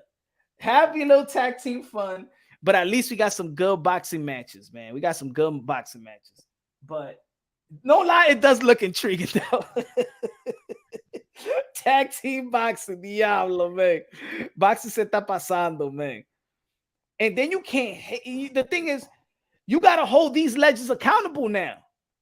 Manny Pacquiao and Floyd Mayweather, you gotta hold them accountable. Yeah, that's a lot of yesterday's news, man. I'm done with those guys, man. I don't need to hear no more Pacquiao. I don't need to hear no more about Mayweather. These young guns need to carry the torch and keep on going. That's what I want to see. That's what I'm looking for to the new young guns, the new crowns, the Subriel Matias now on the block. You know what I mean? That's the young guns that are going to be taking over the sport for the next 5 to 10 years. Those are the guys we got to. I'm done with the old guys, man. Pacquiao, you need to move on. Mayweather, done. The 140 pound division is becoming the best. I think the 140 by mid 2023, I think the 140 pound division, 154 will be the most competitive division in the sport of boxing. I think so too. I mean, if I asked that question. I think it's a win-win for Garcia. If he wins, his career take a big boost, and then he'll be going up to 140, and that's gonna be exciting for boxing. If he loses, he lost to Tank. You know what I mean, and that's what it is. But if Tank loses, I don't know, man. That's not gonna be too good for him because he's gonna have to stay at 135. You know what I mean? March 25th. David Benavidez versus Caleb Plant. If David Benavidez go the whole distance with Caleb Plant, would that look good on him? No, Benavidez needs to knock him out. He needs to beat him in a more spectacular fashion than Canelo did. He needs to actually stop him early on. I think by the 6th round would be looking good for Benavidez. A lot of trash talking between those two, man. And Caleb Plant going crazy on Twitter. I think yesterday or today, it's like he going crazy against the fans and shit. That's a good fight, man. I don't know. I think for boxing it'll be better for Benavidez to win, so that we can maybe make that next big fight at, which would be, I don't know, David Morrell and Benavidez or which if is it's possible. an epic fight, it will still be better, right? Because it will be a better win because then it will push for Canelo Alvarez and David Benavidez. But David Benavidez still have something to prove. He still have something to prove to. I like David Benavidez. I want to see the Canelo Alvarez, but I think that he can make a statement. He can make a statement with this fight. Exactly. I would like to see him make a statement. It has to be a statement, not just a win. It can't be no. It needs to be utter domination. That he's gonna knock this guy out, make him look like nothing, and then it'll really boost his career. If he just goes into a 12-round decision, bro, he ain't getting no Canelo fight anytime soon. Y la ofrenda, usted no lo gusta en el show today, y la ofrenda, 1 hora 43 seconds, no super chat, no nothing today. What happened? Usted tan loco, Estamos trabajando aquí, What's with the new background? Is that MSG back there that I see? Yeah, that's my MSG poster. I got a lot of. That's a poster you got back there. That's a more than a poster. Oh yeah, it's like a mural type of shit. Yeah. Oh shit, that looks dope. Yeah, I got another one. No, it's just very nice. Is that on the 2-wall shed or is that somewhere? No, I had it hanged up. on my son's room. So I got there's another one with there's another one. But it's like it's a Knicks. No, that one looks dope. It goes with the colors of the background with the fire. No. Fuck this fucking depression, low energy bullshit, old man talk. This is boxing. And Ryan Garcia, Tank Davis has got energy. David Benavidez, Caleb Plant is a big fight. Oh, well, I don't know.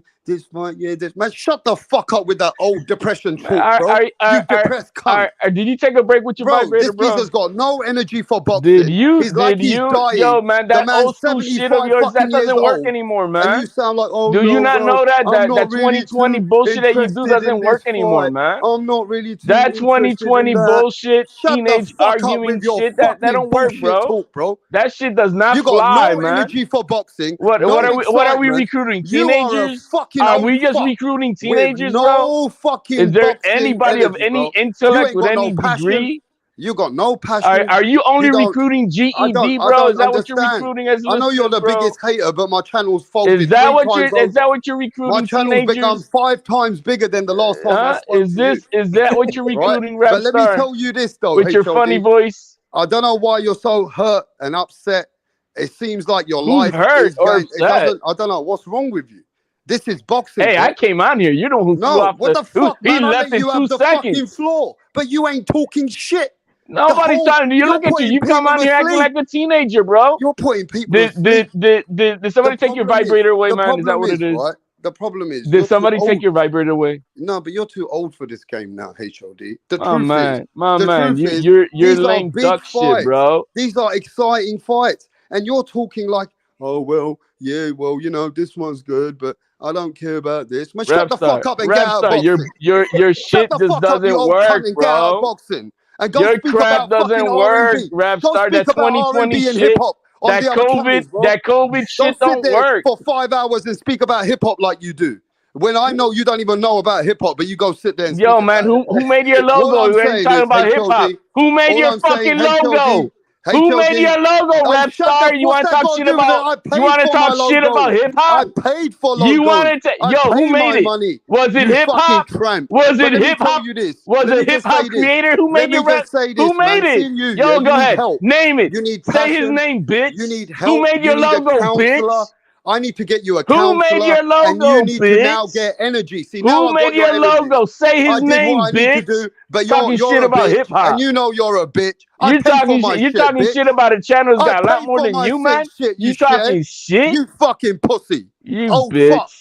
You get out of here, man. No, you get out of it. I come here to get you out of it because you're boring the fuck out of it. You walked out soon as guy because you can't handle it. The fuck out of it. You got embarrassed in the background. And you're back on here.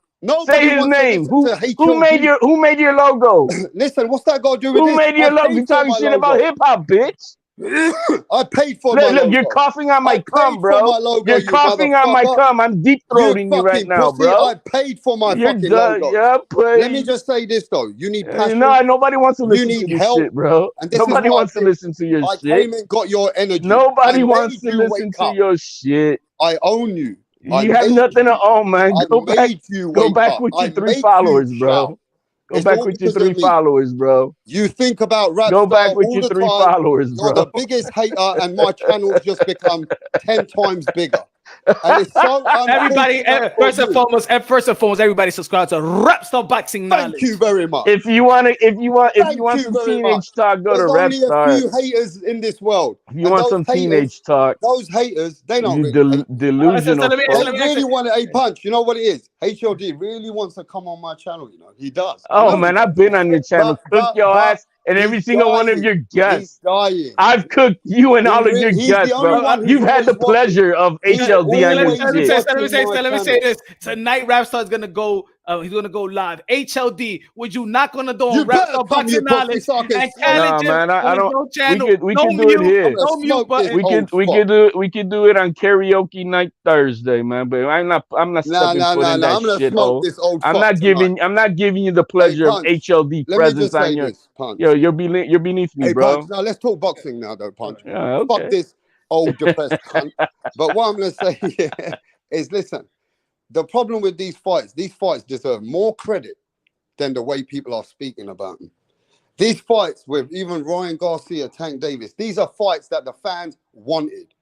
David Benavidez, Kalen Plant is what the fans wanted. Now the fans are getting the fights they're getting. It's time the fans get behind those fights. But let me tell you, I don't want to hear this bullshit. I don't want to hear or when the fight's over and Ryan loses, or they start making excuses and downplaying a fighter, they should just appreciate. Be grateful. Fans have forgotten to be grateful about boxing. Yeah, this guy's talking all that shit, but then he's gonna stream the fight. Hold on. Maybe boxing. I want to talk to this old fuck. You over here gonna stream the fight, maybe boxing has forgotten to give the fans those type of fights in a consistent basis where we know those fights are coming. How about that? No, reps ain't gonna pay for the fight, so you talking all that the shit. The thing is, right, Punch. But I'm grateful. I'm grateful for the fight. Hey, man, I know. I'm grateful for David Benavidez, Kalen Plant. Grateful for Stephen Fulton, Ino Uwe. Grateful even when people was talking down when they grateful when they was gonna announce the Earl Spence versus Keith from Tom Thurman. I'm still grateful for that fight. I don't give a damn what y'all think. Y'all just mad the book. And we were gonna have the rematch with Amanda Serrano and Katie Taylor. Unfortunately, that didn't happen. But look at now, Chantel Cameron and Katie Taylor. That's another great fight. Look, that's probably more of a threat for Katie Taylor. I think so. I think, Punch, the problem is, right, you're going to see fans always waiting to be criticizing anything, right? There's no reason to criticize these fights now because you've got these fights. Yeah, you can talk about the logistics of what's good, what's bad, the contracts, that's up to you, right? But actually, the overall getting the fight, I think fans just got to be happy who wins and loses. Fans can't be criticizing fighters. If Tank Davis loses to Ryan, you don't need to shit on Tank Davis, bro. You don't, because Tank Davis giving you the fight. At least understand that you guys are hypocrite motherfuckers. If Tank loses to Ryan, Tank wasn't. It's not on the fighters, on these promotional companies. Tank was overhyped. Tank shouldn't have. You know what I mean? He was nobody. No. Ryan Garcia is special. How about that? I like that. Yeah. How about you say Ryan Garcia is special and Tank's a great fighter still? Why can't they say that? That's why it's a 50-50 fight. Yeah, because it's people won't say it because it's toxic. Yeah, people are going to shit on Tank Davis. They're going to shit on him. They're going to make Tank Davis look like they're going to say all the bad things about Tank. Well, that's part of the game, especially on this YouTube, because all the hype machine that goes around. Simple as that. Plus, yeah, the fans are going to be pissed off. I mean, want to be just sucking all these promoter companies' dicks right now if they haven't given the fans proper attention to what they want? No, they doing this now. They keep it going, and then we can start praising them for all this shit. But just a one-time deal, and then that's it? No, they got to keep the machine going. They have to. But that's what I think they are, because look at the schedule. Right, the next week, right after that, we got Virgil Ortiz and Stanionis. The next week after that, we got Canelo Alvarez back in the ring, and maybe it's not the ideal probably fight, but Canelo Alvarez is the cash cow of sport of boxing. He's back in the ring versus John Ryder, a guy that put himself in position to get that opportunity. The next day, we got Naoya Inoue versus Stephen Fulton. That's the fight to see. The next day, beautiful, right? And then moving on to 2 weeks after that, we got Teofimo Lopez. We got Devin Haney versus Lomachenko, and then a week after that. We got 2 weeks after that, we got Teofimo Lopez versus Josh Taylor. And I know there's gonna be some fights in between, but these are good fights that's gonna keep the eyes in the sport of boxing, sustain the eyeballs in the sport of boxing, and that the fight that's gonna start it off is the Benavidez and Kalen Plant. The one that's going to I wish that they announced in Juneteenth. I wish they announced Andre and Charlo on Juneteenth. Even though I'm not sure they're going to happen, but I hope they announce something with these guys.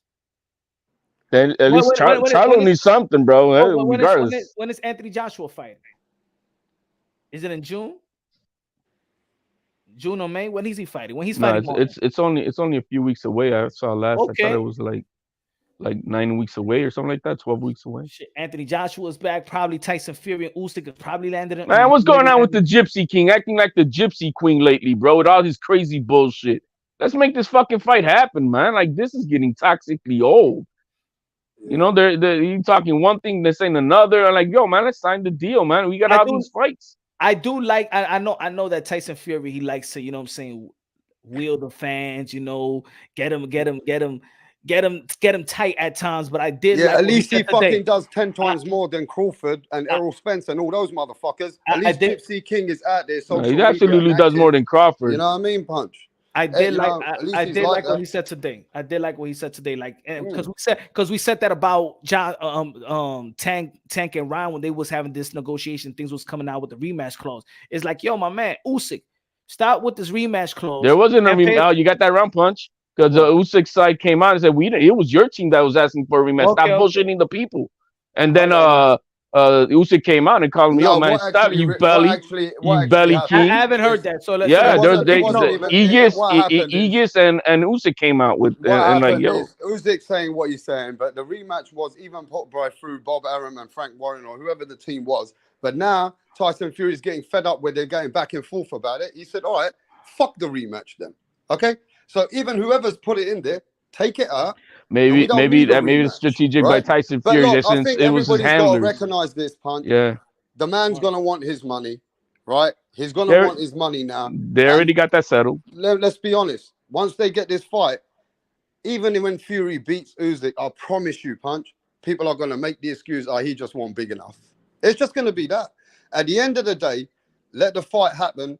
Hopefully the fight gets finished. I know it's the last few things, but I say that even when Tyson Fury, if he beats Usyk, people are just gonna say, yo, man, Usyk just not big enough. That's all that's gonna happen. Well, I mean, he's not big enough. And that's it. That's the excuses already ready. But I mean, it is what it is. That's it. And that's why we know that Fury is really the A side in this fight. It is what it is. Then he's gonna have to show it that day. Yeah. It is what it is. But you know, you can't blame Usyk. Usyk still wants to be in the right contract. He don't want to just give too much away. You know what I'm saying? So, no, he's already. I mean, he's done with all the money talk. It's now this. Maybe what you're saying is right. I think that maybe the promoters on Tyson's side trying to get a rematch in place and shit, and Fury's like, nah, man, fuck you guys. I don't know. With no rematch and put it out there so that the people can just say fuck that rematch, and it forces them to have to now pull that off the table, like they were kind of doing with Tank and Garcia. You know, the fighters are playing their cards like fuck the rematch, and then the handlers got to now listen because the public knows it. It's a good strategy. We'll see. We'll see how that goes. But that's a fight. Hopefully, we do get April 29th. I don't know if it's gonna happen though. But look how hype. But look how hype that boxing is, and we're not even gonna. It's gonna be so great, and we're just in the first half of the year.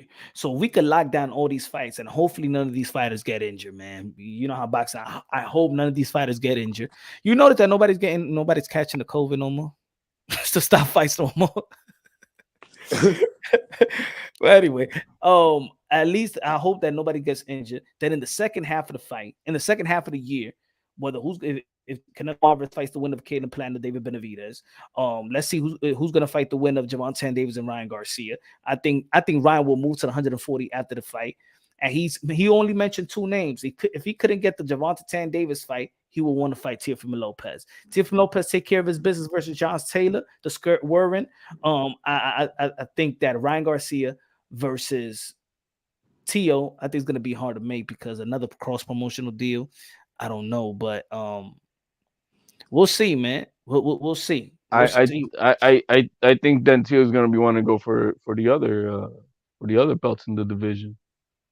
I mean, to be honest, I think that if Teo beats Taylor, I think that he should go for the money and the legacy, but primary now is the money because I think that's it. He punched his way into the Hall of Fame. I think that he should.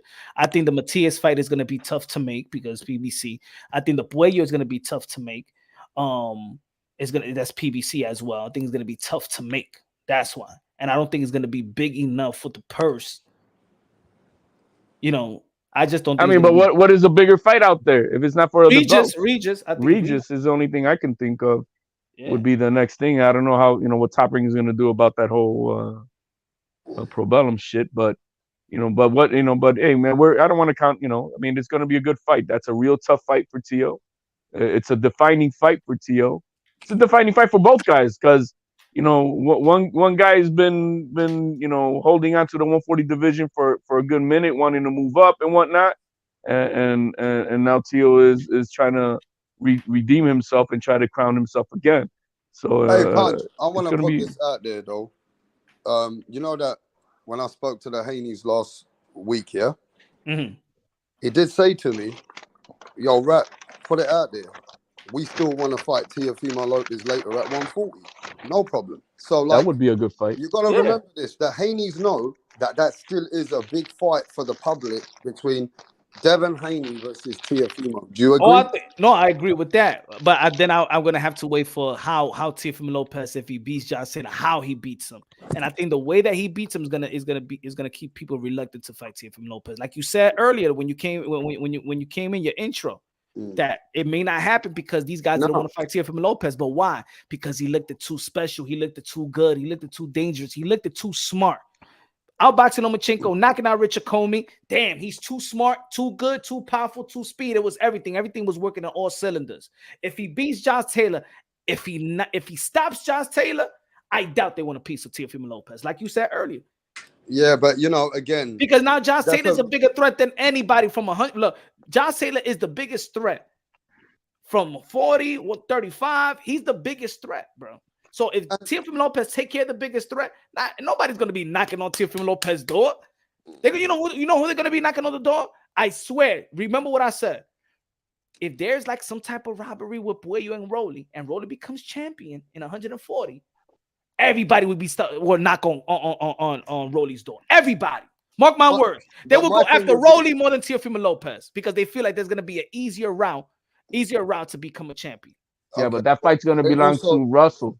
Yeah. And I also will say this, right? Yeah, it all sounds great. And imagine if it went like that. But a fighter like Josh Taylor, who always still comes out on top in the end of the fight, even with Cattrall, he always shows his IQ in those fights.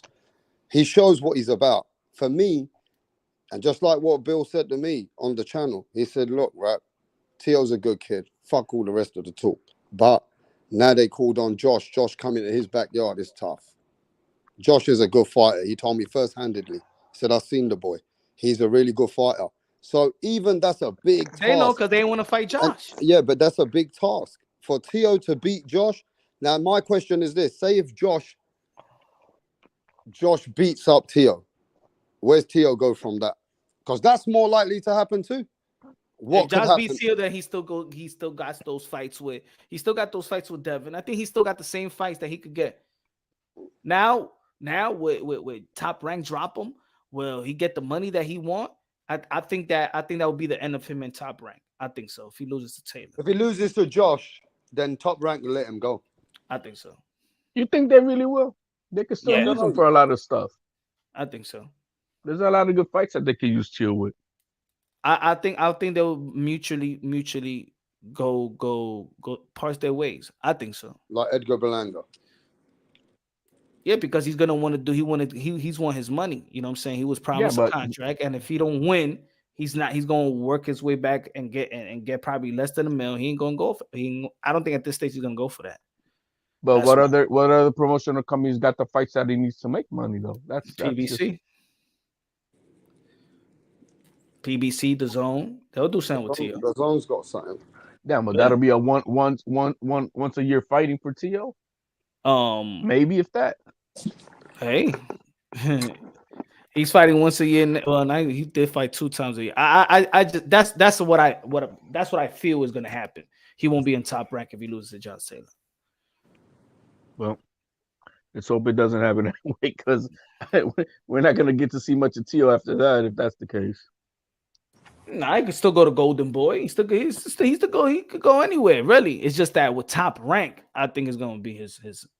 If he loses, and depending how he loses Josh Taylor, if he lose a robbery, lose something like that, then it's different. Interesting. Yeah, man. Is there a rematch clause in the fight? I don't think so. No. I don't think so. What, with Taylor? Yeah. No. I don't think so. It's an in-house fight. So when it's an in-house fight, Bob Arum don't like rematches. The only reason he did those rematch clause with Wilder and Fury is because that was an in-house fight. Well, and Josh Taylor Regis Progress was a tournament. So I don't know, but there's a lot of options. It's a lot of options, but it's going to be a good one. It's going to be a good one for Devin Haney. I do think he is taking a risk. This is his last fight in a contract with Top Rank. I hope that he contract put at 135 punch. I He's hope still that he signed for other fights at 140. nah. Mhm. Well, that's not what I mean. What you heard? Because what I heard, he had a 3-fight deal. It's a 3-fight deal at 135. 2 more fights at 140. Now, if he decides to stay at 135 and move on, keep on fighting at 135, he can then be open to a new deal with Top Rank. But is that going to happen? You know what I mean? On top of that, you got to remember, when you are the holder of the belts, you owe a certain amount of fights with the promoter too. Per the sanctioning bodies. So there's a lot of stipulations in there. Yeah, But I know it's I thought it was it's a total 5-fight deal. 3 fights at 135 and 2 at 140. Okay, now I'm hearing something new. So I heard Bill, he said it was a 3-fight deal. And they said he was trying to lock in a rematch clause because he knows it's the last fight of the contract. So if he loses, that's it. There's no more. Remember, That's also when you lose, That's what you told me. Yeah, that's so I all at 130, but the contract of 135 is only 3 fights. That's the difference of it. It's 3-fight deal at 135. But if they decide not to move up and stay at 135, then that kind of nulls the other 2 fights at 140. But in any mostly in the standard of a boxing contract, if you take a loss, if you lose, the promoter has the say to terminate your contract if you lose. That's what happened to Elvis Rodriguez. Most of the contract in boxing, if you lose, that's it. They have the right to drop you. They have the right to drop you or keep that boxing contract going.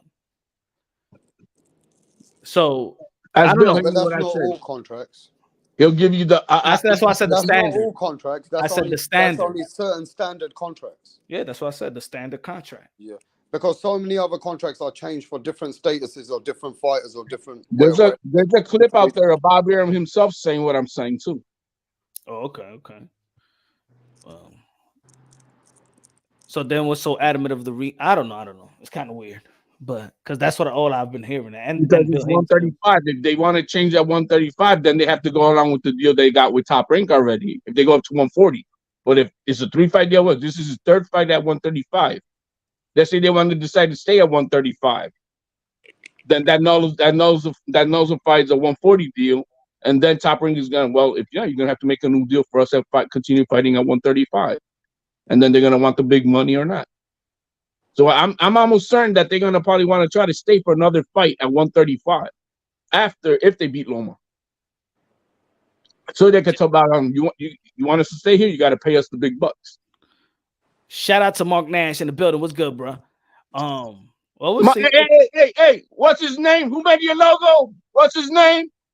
What's that gonna do? Hey, yo, why are you sounding like a fucking hoe out here? What's that got to do with anything, bro?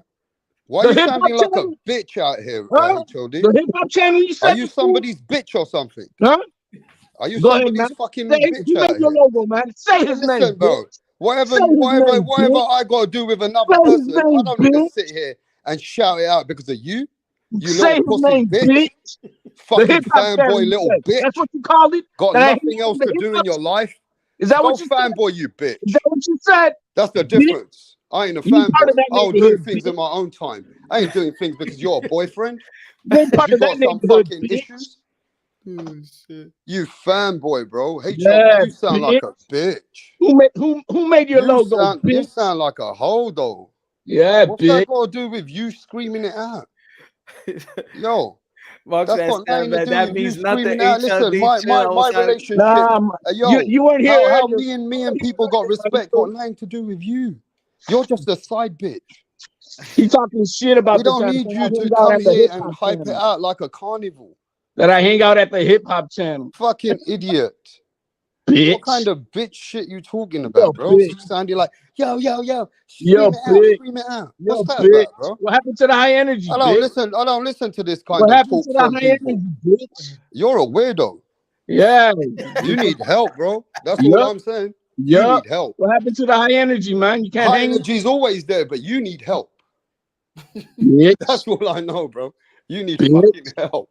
Anyway, yo, Yo, these fights right now, my biggest thing is this. If you got a fear, Punch, what fight do you think could actually not happen out of the fights which are scheduled? Do you believe that all fights, say it again, you know, sometimes you think a fight's just, oh man, it's not going to maybe cancelled. What do you think? But ask the question again. Out of all the fights which are scheduled, do you feel that any fight that you think, oh man, this fight could be rescheduled, cancelled? You know, look at David Benavidez and his dad told me. They said to me they don't even trust Plant for about until he gets in the ring.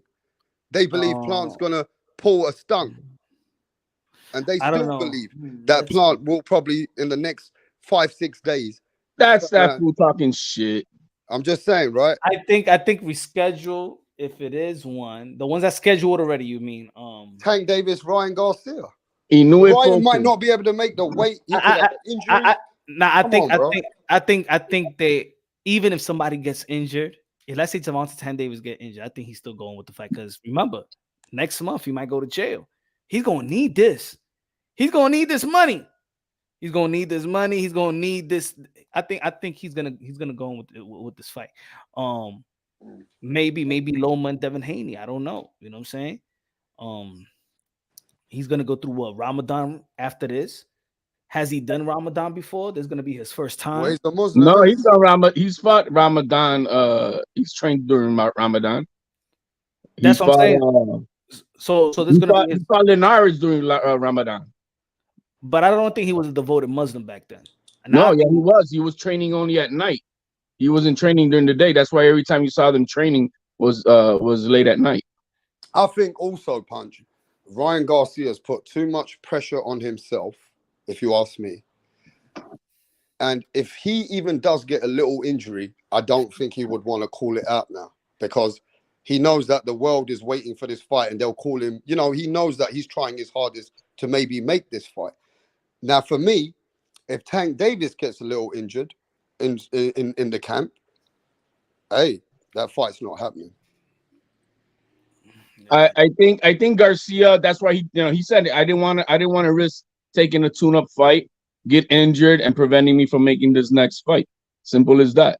So I think he's well aware of it, and that's why he's being smart about it. I don't blame him. He's trying to make this fight at all costs. Yeah, I think Tank, if he get injured, he ain't fighting this fight. He already draining Ryan Garcia to 10 pounds rehydration. So already he needs to disable Ryan Garcia to a little handicap. You guys have to understand this, that we are excited about the fight, but it doesn't mean the way that Tank Davis has done this fight in the team against Ryan Garcia. They agreed the fight at 138. Then they were ready to sign off the contract. Then Tank's team said, no more, we're going at 136. Then when Ryan Garcia agreed that as well, then they come back last minute and saying, no, we also want a rehydration clause that Ryan Garcia cannot come in 10 pounds more. Now, let me tell you this, Punch. Ain't no other fighter going to be doing this. Devin Haney cannot do that, Punch. No, he can't. He cannot sign that contract. Shakur Stevenson probably might be able to do it because he's a lighter weight, right? But nobody wants to sign a contract like that when you know you're a big fighter. You want to come in healthy. And you were telling people the other day that every 1 pound, when you drain to the minimum, it takes water from your liquid from your body. Correct? And it's not even it's not even that. Is that I think the normal people just think about the body. It's actually the brain. It's the liquid up here. You know what I'm saying? That's the where people don't look at the rehydration, dehydration. It's the brain. It's the brain. It's the liquid in your brain. The flow. That's what messes people up. That's what really gets them weak. I mean, to me, I don't know. When you lose liquid in the brain, then you've cut so much weight that at that point there should be a nutrition. There should be some kind of an examination of a fighter to know that, okay, this is it. This is the cut he can cut to. And in today's world, 2023, bro, we got all the technology to tell us, you know, where a fighter is. MFB in the building. What's good, MFB? This is going to be tough. It's going to be tough. But look, I think he's young enough. He's young enough. I think his body, his metabolism, and things of that nature. He's just going to be watching what he eats right after the weigh-in. He's going to be watching what he eats throughout the night. I think that's going to be hard for him. Once he makes the weight, right? That's like once you make weight, that's like a release, right? The whole day. Now you going to dinner with your family. You eating little by little, and then the next morning, now you eating kind of normal, right? But Ryan Garcia is not going to be able to eat normal. Well, he's going to be able to eat, but not totally all the way. He could gain 10 pounds by next day. Yeah, but that's what I'm saying. That's why he really got to watch what he eats. He really right. As long as he plays it smart, like I said, it's got to be intelligently by the right people around him to intelligently gain, no more than the 10 pounds by next morning. And then after that, he can then go up to, he could, slowly again rehydrate to 150, 155 easily by the time the fight comes around. Nah, that'd be too much food. Think about it. If you remember, he is 136. If you rehydrate to 150 in the span of hours, that's not too good either. What Devin Haney does, it's gonna be a day for 10 pounds. But Devin Haney can put on 25 pounds in one night. Yeah, but what I'm saying is you don't want. Remember, you still got to fight later on. You remember when I interviewed? There must be something wrong. You remember when I interviewed Michel Rivera and he was saying that he ate some spaghetti, right? He ate some spaghetti, I think like hours before the fight, and all he wanted to do was shit. That when the dude actually punched him, he said one of the most embarrassing moments, he actually shit on himself when somebody hit him with a body shot. That's why you really can't eat like heavy or anything like that before you have a fight. Remember, he has a fight the same day. So you can't eat something that upset your stomach for you to have diarrhea because you haven't been eating that same way. So in all actuality, Ryan Garcia is still going to be eating like he's in a diet. He ain't gonna be free to eat whatever you want. He ain't gonna be eating. No, it's not. Well, of course you can't. That's the hard part. But that's what every fighter. That's what every fighter do. That's what I'm saying. But look, I gotta be honest. He's still gonna be in a diet. Yeah, let's fuck this bullshit. I like Tank Davis, but that's a bitch move. How Tank Davis is doing what he's doing, like the way that the team is. Man, Tank Davis should have boycotted that and said, "Yo, I want to fight Ryan Garcia as Ryan Garcia. I don't need to bring him in handicapped. This is Gervonta Tank motherfucking Davis." Mm-hmm. What the fuck are we listening to here, bro? That's a bitch move. If you think about the contract's a bitch move. It's a smart move. What's a bitch move is that purse. No, that's just Tank Davis. That's doing something crazy. I don't know what that green purse is about, but yo, punch. That's some bitch move, though. I don't like it from Tank Davis. I like Tank Davis in the fight. I don't like it.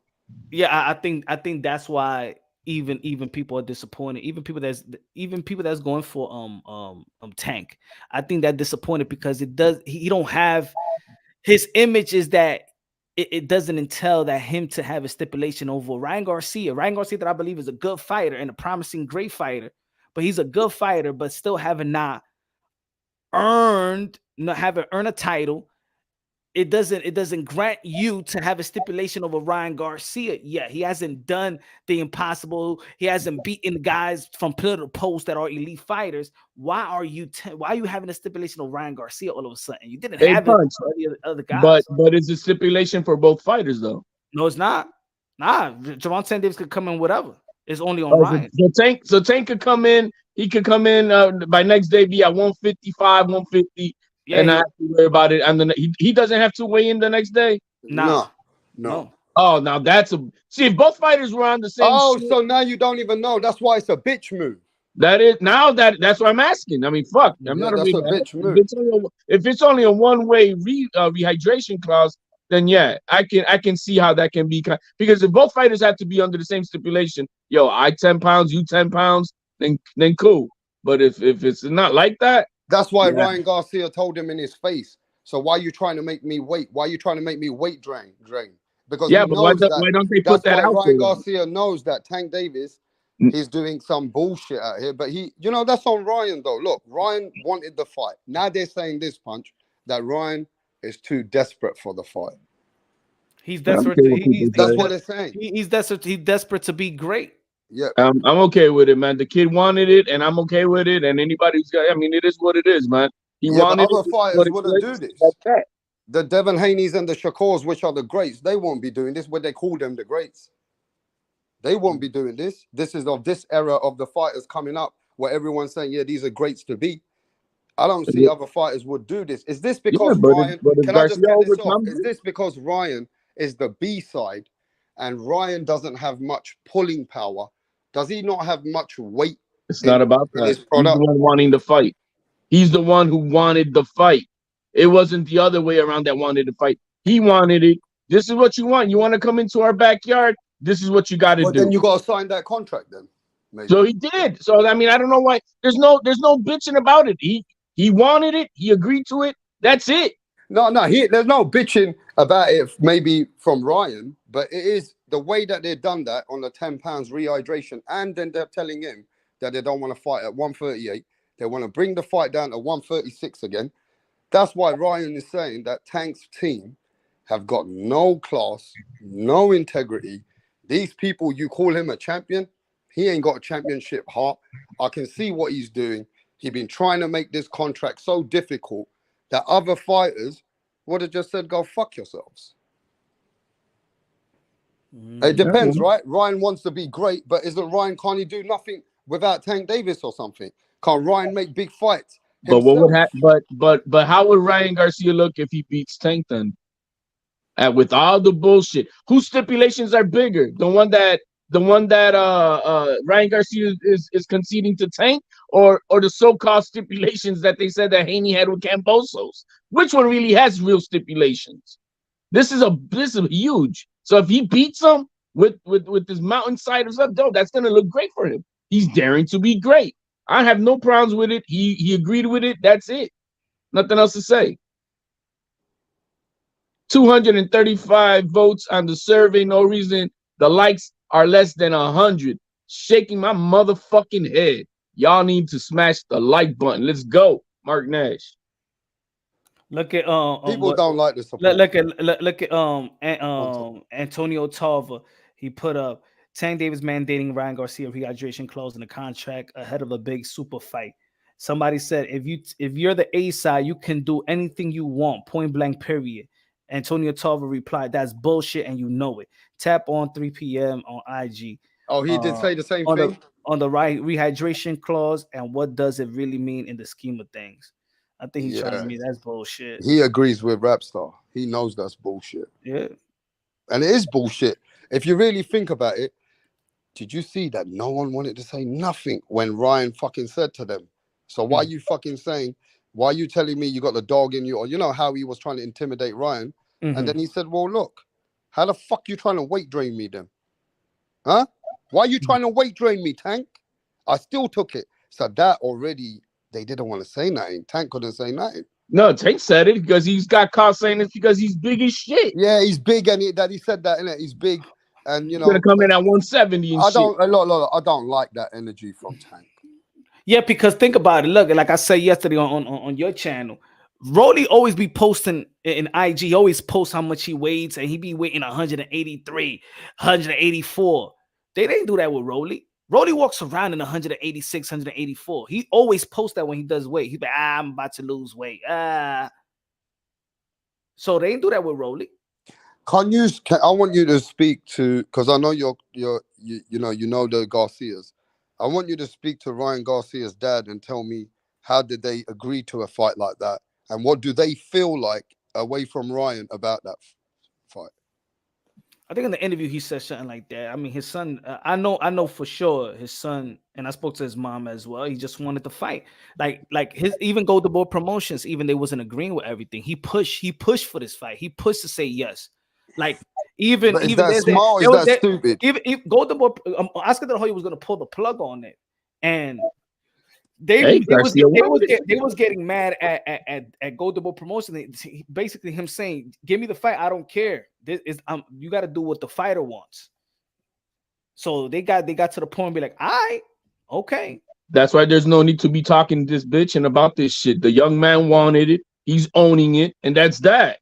I mean, what else is to do? We want not the fight to happen then? So let's not have the fight happen. So we can keep on talking. Oh, they didn't do the fight. So he's talking about bitching. That's what we're gonna be doing. If Ryan Garcia did not accept the stipulations, we'd be bitching that they didn't agree, they didn't make the fight happen. We want the big fights, and we'd be bitching on this channel right now talking about this shit. No, I'd just like to know from the Garcias. I want to know from Ryan. So now, let's be honest.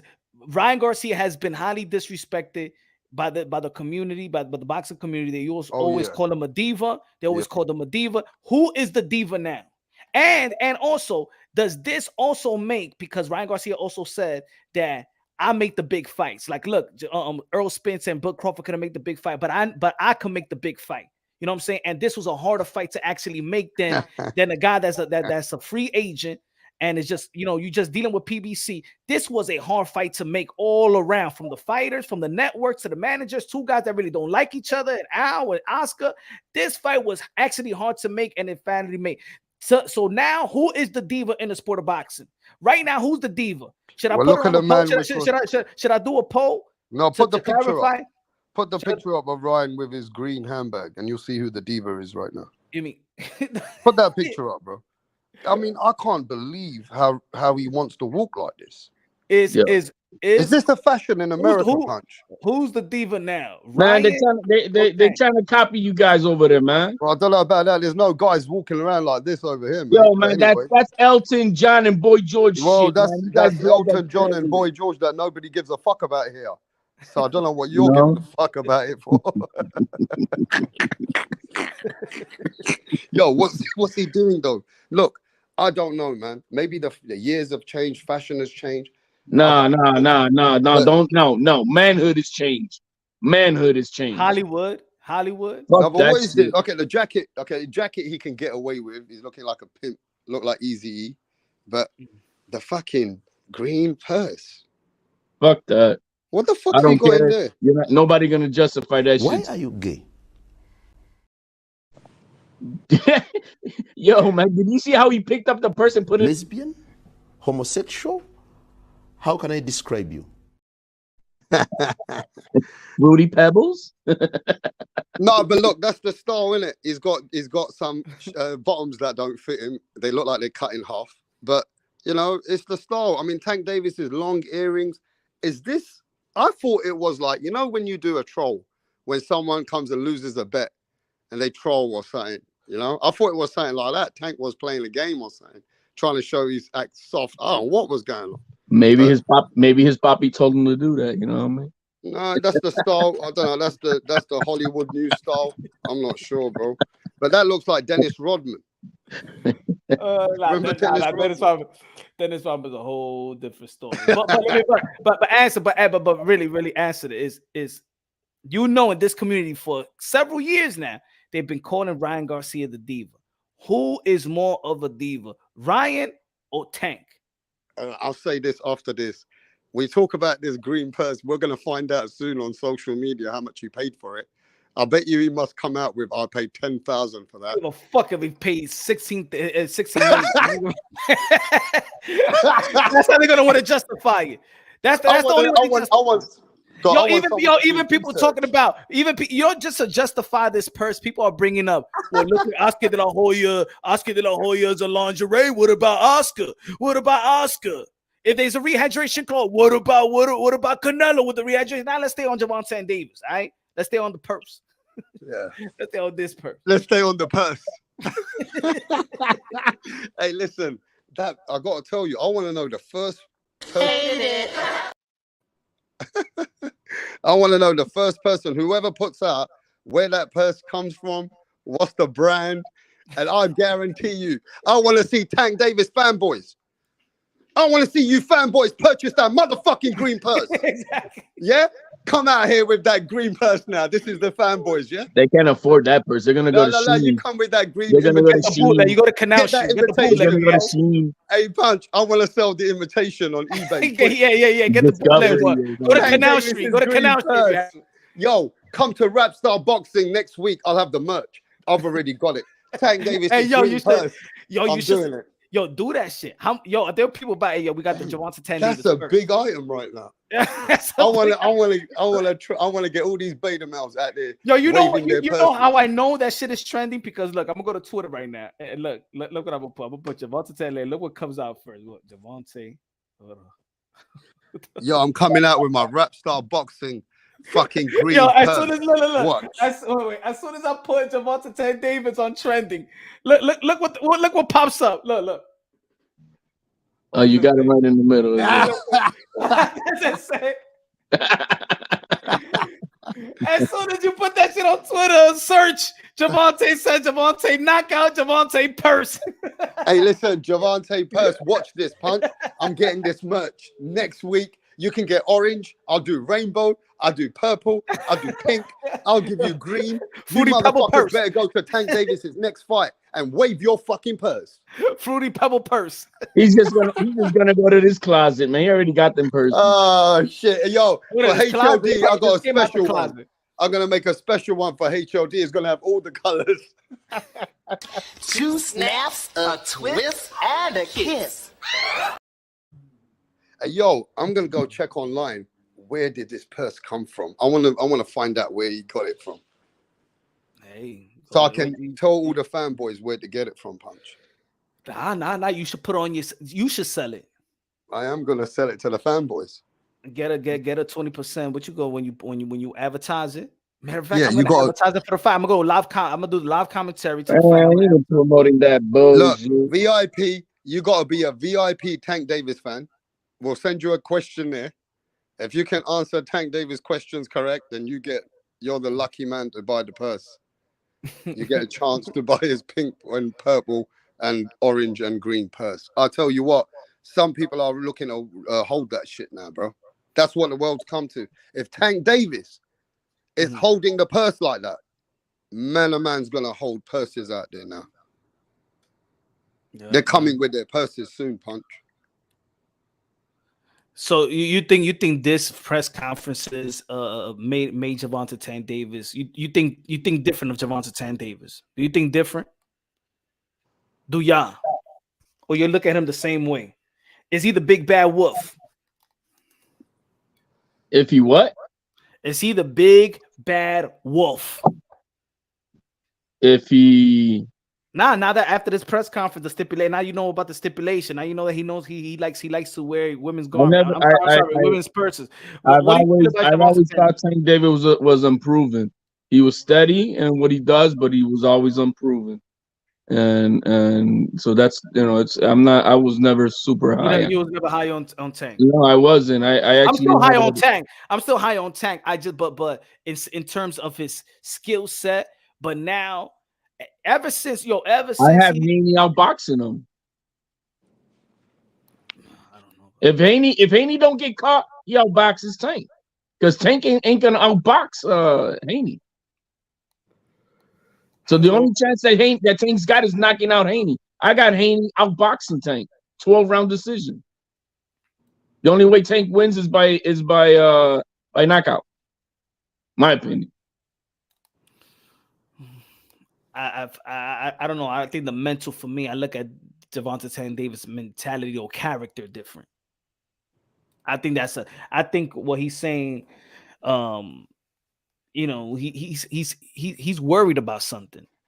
And right there, when you're worried about something, see, he's worried about that Ryan Garcia is tall. He's worried about Ryan Garcia's weight. And he's worried about that. Then he's worried about what that weight possesses, what that punch possesses when he is rehydrated. He's worried about that. He's worried about the power. He's worried about that now.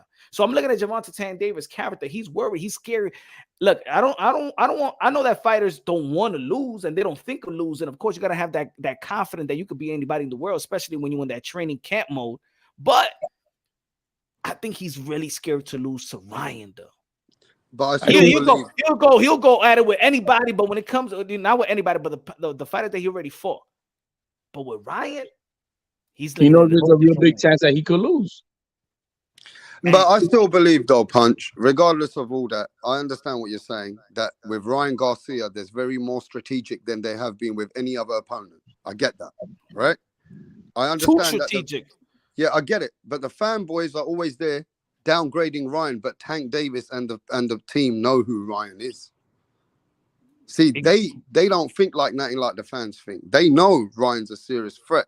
But yeah, I get it, that this is a guy that they're looking at and they're being very strategic with. But that still don't take away that I still believe Tank Davis is the guy. Fuck all this, what he's wearing and all that.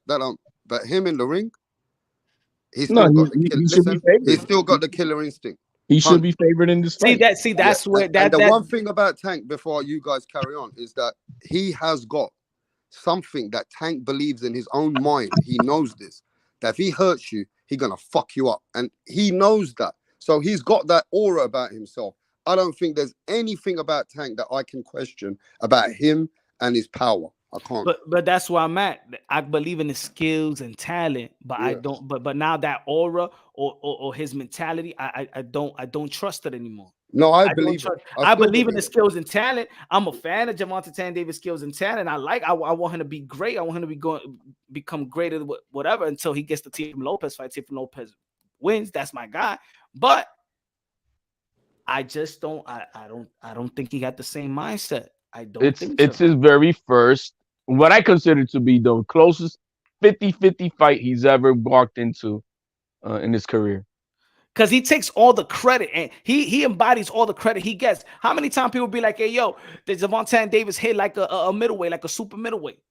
Yo, he gets man credit. Sparring. No, yo, a lot of people don't talk shit about Gervonta Davis, really.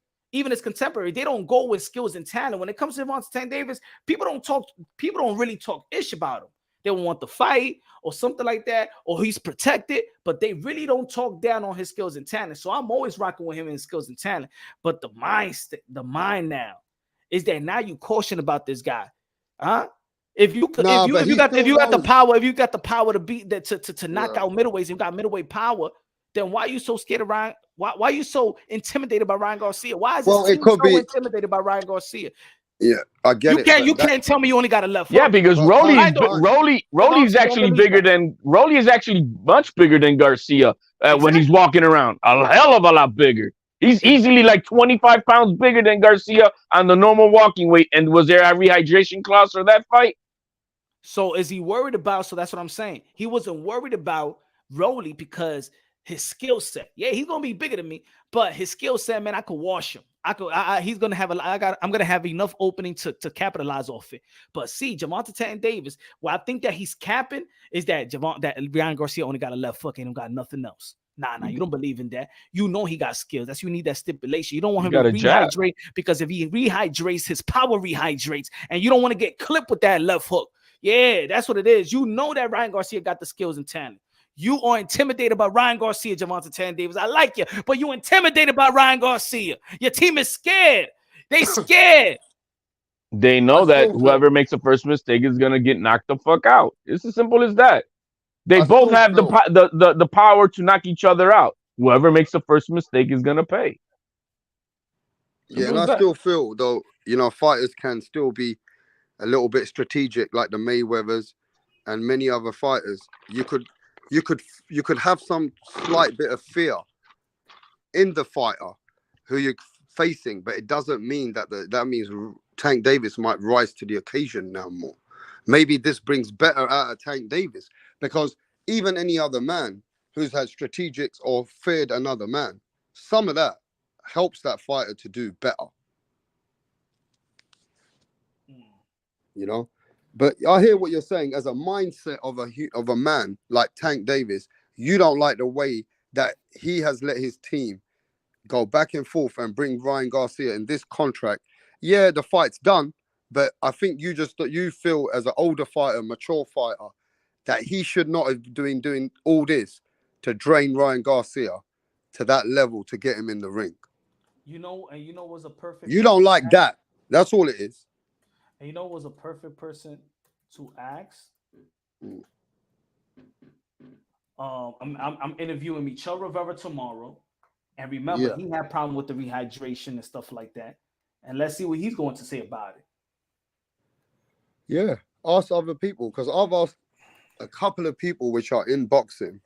I ain't calling names not right now until they come there themselves and they're gonna say it to me on the channel.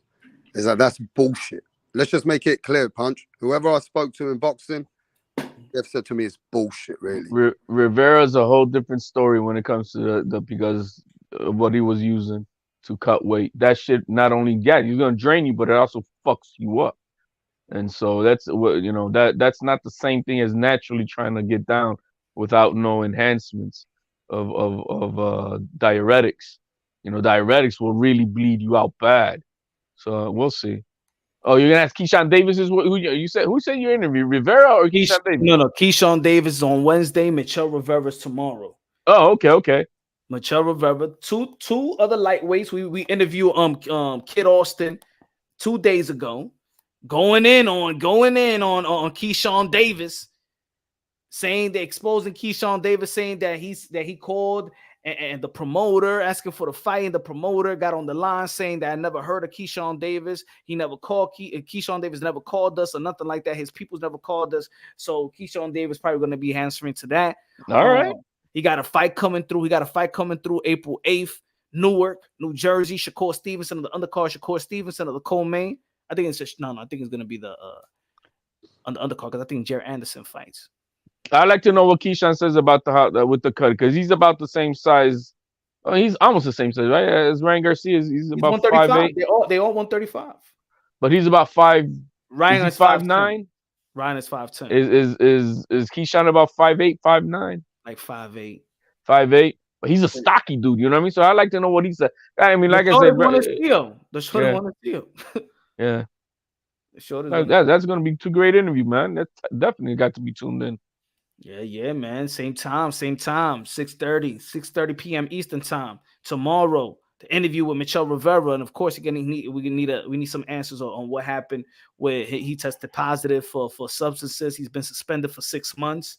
For some people, feel like that's light because 6 months, most of the fighters are off for 6 months. You know what I'm saying? So people don't feel like that's even a punishment. We're gonna ask him about that, and ask him about the Haney situation where he went, and when the Haney say why he's trying to be a mouthpiece when he's not even, in the field around that situation with them. We're gonna see, man. We're gonna see. Keyshawn Davis, you already know, one of the rising stars, the Silver Olympian, got great things. That's gonna come. I believe he's gonna be moving fast. I think he's gonna get a world title fight soon. Let's see if Devin Haney, whoever wins Lomachenko and Devin Haney. I think if Lomachenko beats Devin Haney, he retire. That's my. I think I have the same inclination. If Loma loses, he retires. I think if he wins, he retires. In my opinion, even if he wins. No, if he wins, he retires. If he loses, I think he'll still keep on fighting. Lomachenko, you think he'll keep on fighting if he loses? Man, yeah, because he could still get a fight if he could get big fight with Ryan or somebody else. You're right there, Punch. No, you're 100% correct. But I think this is how it will go. If he loses, let's say he loses a close decision or decision, he'll come back and win in style and then retire. I feel he'll go out on top. Does that make sense? Because he's got the ability to beat anyone anyway, most people. And that's why I say if he wins, he wants to leave on top. That's all he wants. Yeah, that's why. I think the longer this fight goes on, the more dangerous of a fight it becomes for Haney, because it's giving Lomachenko enough time to dial in, to fine tune what they need to do to beat Devin Haney's a jab, because his footwork is impeccable. We know he's gonna know how to cut him off, and he knows he's not gonna let him get held. It's the jab. And that's it. I think that's the biggest thing he's got to worry about is Haney's jab. Outside of that, I'm sorry. No, I was gonna say that Lomachenko he's a great second half fighter. If you look at all he makes timely adjustments. You can see it in the Linares fight. You can see it in the Luke Campbell fight. You can see it in the Teo fight. You can see it in the Jamie Ortiz fight. So he's a very good second half fighter. Like he know how to make in-ring adjustments. So yeah, I agree with you. And that's when you see Haney kind of fade away, is in the later rounds always. Yeah, he kind of he loses concentration. It gets a little bit more flimsy, and so that's so we'll see how it goes, man. If the fight, I think they announced that it's already going to be in Vegas. Is that confirmed? Oh shit! I'll freeze. Oh, you froze, Punch.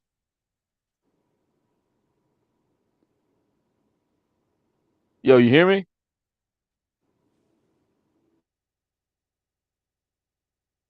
Yo, y'all in the chat, y'all hear us? I hear you. My shit is fucked up though. Oh, okay. I'm just saying. I mean, is it confirmed yet that the Loma and Haney fight is going to be in Vegas? I Do think we it's have a gonna be. site? Yeah, I think it's gonna be on Vegas. You know, I Is think it confirmed though? Do we have like is it MS? just stay the same old media shit that they finalizing the fight that hope is gonna be in Vegas. MGM Grand? We still don't. So we don't. MGM Grand. Yeah, that's what they say. That's what the reporters say. And the Teal fight's gonna be in New York, right? If Depending. If Taylor can make it over here. Yeah, if Taylor can make it over here. Yep. All right, man. So it's back-to-back fights deciding. It don't matter, to be honest. But even the Lopez team, they said that they would rather have it in the UK. So it don't matter for them.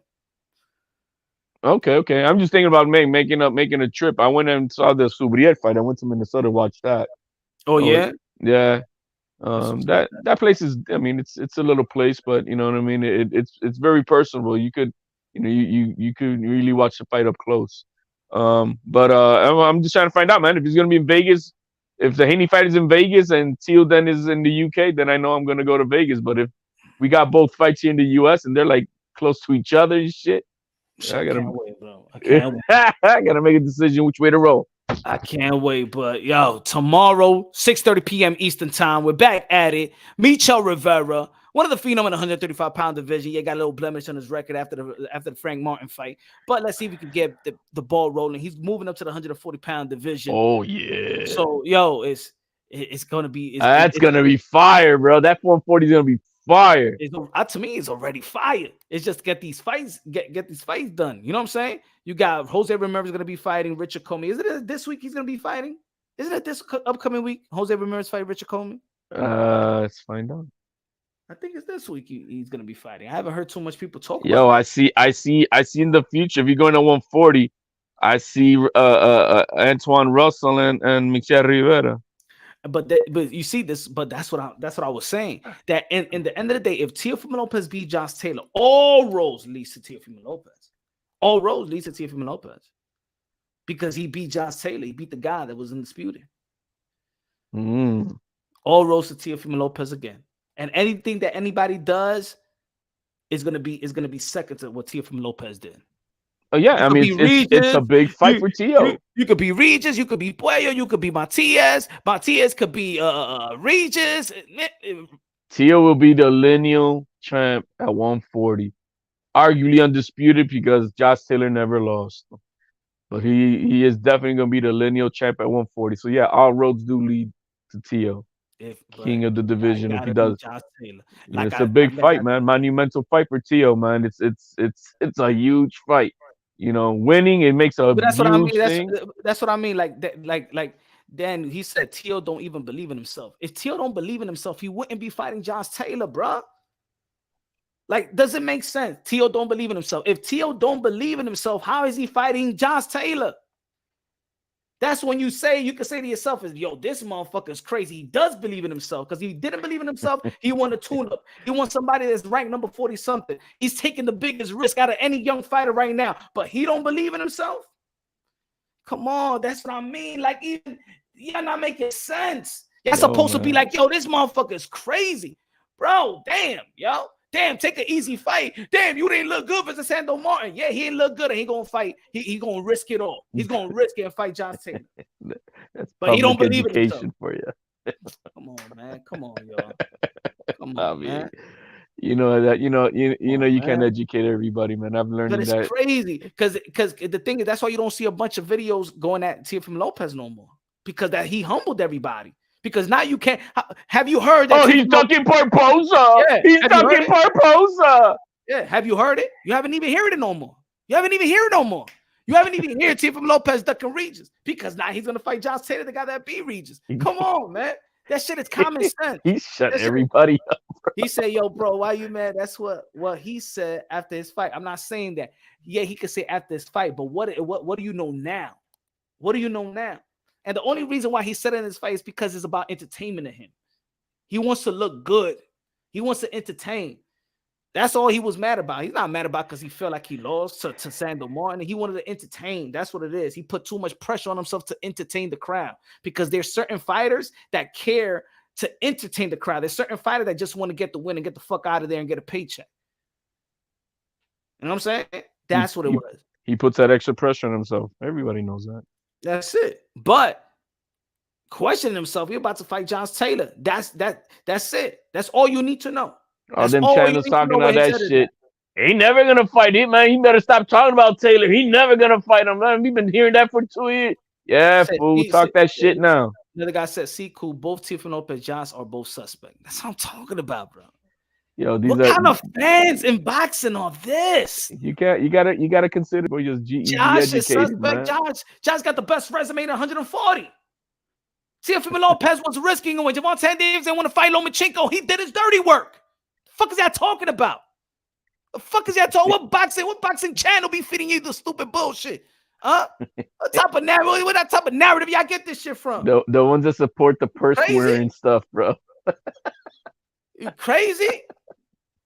That's the channels. What's the most riskier fight for any young fighter right now? Ryan, Teo fighting Josh, Devin fighting Loma, Ryan fighting Tank, Virgil fighting Stanionis. Come on, man. Come on, bro. Y'all crazy, man. Y'all crazy. Because they don't even know what to say about Teo no more. They don't even know what to say. They can't say shit. He about to fight the best 140 pounder, the top dog. Or they suspect. Suspect in what? Then don't watch it, bro. Come on, man. What's your favorite fighter doing? I'm done with it, bro. Any great fight right now is not more riskier than Teofimo Lopez fighting Josh Taylor. As good as Devin Haney fighting Lomachenko is not more riskier than fighting Josh Taylor. As good as Gervonta Davis and Ryan Garcia is not more riskier than what Teofimo Lopez is doing. Mm-hmm. That's a fact. Come on, man. Come on, y'all. It's right there. The proof is in the pudding. It's almost like saying Naoya Inoue going up versus Stephen Fulton. There's other champions in that division, but who he's going after? The top dog. So you give him massive credit. That's daring to be great. Does Naoya Inoue have to fight Stephen Fulton? Does he have to? No, he don't have to. Look, man, without a doubt, if Inoue beats Fulton, to me, pound for pound, number one, pound for pound. The only guy who could take that number one spot if it's Usyk beats Fury. But outside of that, Inoue would be number one pound for pound fighter in the world if he beats Fulton. If there is one, because I don't do all that pound for pound stuff. But if I'm gonna say who's the best fighter, man, you gotta give it to Inoue. Going up, I mean, how many weight classes now is that he's gone up? 3 weight classes? Yeah, he's the 3-division world champion. Shit. And he's going for number 4? Yeah. Dude. Yeah, he'll be a 4-division. He's a 3-division world champion, undisputed. 4-division. I'm telling you, he's gonna be. He's got the markings of all-time great. That's why you can't. If he beats Fulton, I don't know. On your list, because you're the one who does all them lists, I think Inoue becomes. Oh, look at that! So I already got him number 1. I said that last time, but I saw that these ESPN didn't do it or whatever. But I was saying that if he beats, he'll be number 1. And there it is. Yeah, I already got a number 1. Bam Bam, the youngest gifted fighter. Yeah, we forget a little bit about him, but he's the man. Bam Bam's the man. I said him and Teo takes the most risks. He beat Quadra. He wasn't supposed to fight Quadra. He wasn't supposed to fight Rumfasad. Rumfasad beat Estrada and Chocolatito. That kid is a beast, bro. We got to give it up more to Bam Bam. He hasn't fought in a minute though, right? Nah, but he's gonna be fighting. He's gonna be fighting soon. High, low, dímelo. This moonshine gotta be great, better than Foster Flakes. What's good? Gracias. Un traguito. Ahí compré una cervecita. No, man, we got good fights, and that's one thing about the rap side. We do got a lot of good fights coming up in the next few weeks, and we should all be excited. One thing I'm gonna say, man, yo, read this. What we got? Who's this? This is by C. Cool. Inoue has never fought a black fighter, nor has he sparred one. Yeah, that's it. Because that's it. Okay. I know where you come from. I know. See, fool. There's a C fool. Oh man, come back after that fight, bro. We'll love to hear from you. Yeah, I'm sorry. We're supposed to be finding guys in Japan. You know what I'm saying? There's brothers out there. Hey, how many Japanese fighters has Fulton fought? Matter of fact, how many black fighters are in those divisions? How many? Let's go. How many black fighters has Fulton fought? Aleem is in the division. Who else? How many brothers are in those divisions? It's a stupid argument. Hey, do you wear a purse, Sequel? Damn, man. They bring the race car. Always bringing the race car. Why? Yeah, it's stupid. Ain't nobody out here talking about that shit. Nobody talking about race. But what was the last time he fought a black guy? What was the last time he fought a Japanese guy? Hey, punch. You need to know. Well, he's about to fight a black guy. He's about to fight one of the best African American fighters, right? And he's going up to fight him. He's going up to fight him to dare to be great. He is seeking Stephen Fulton. How many times? Let me say this. How many Asians have Stephen Fulton fought? Huh? How many Japanese fighters? How many Asians did they fight? Samurais. Who's the best guy? Who's the pound for pound number 1, 2, 3? You can flip it around. It's, how many Asian fights how many Asians have Stephen Fulton sparred with?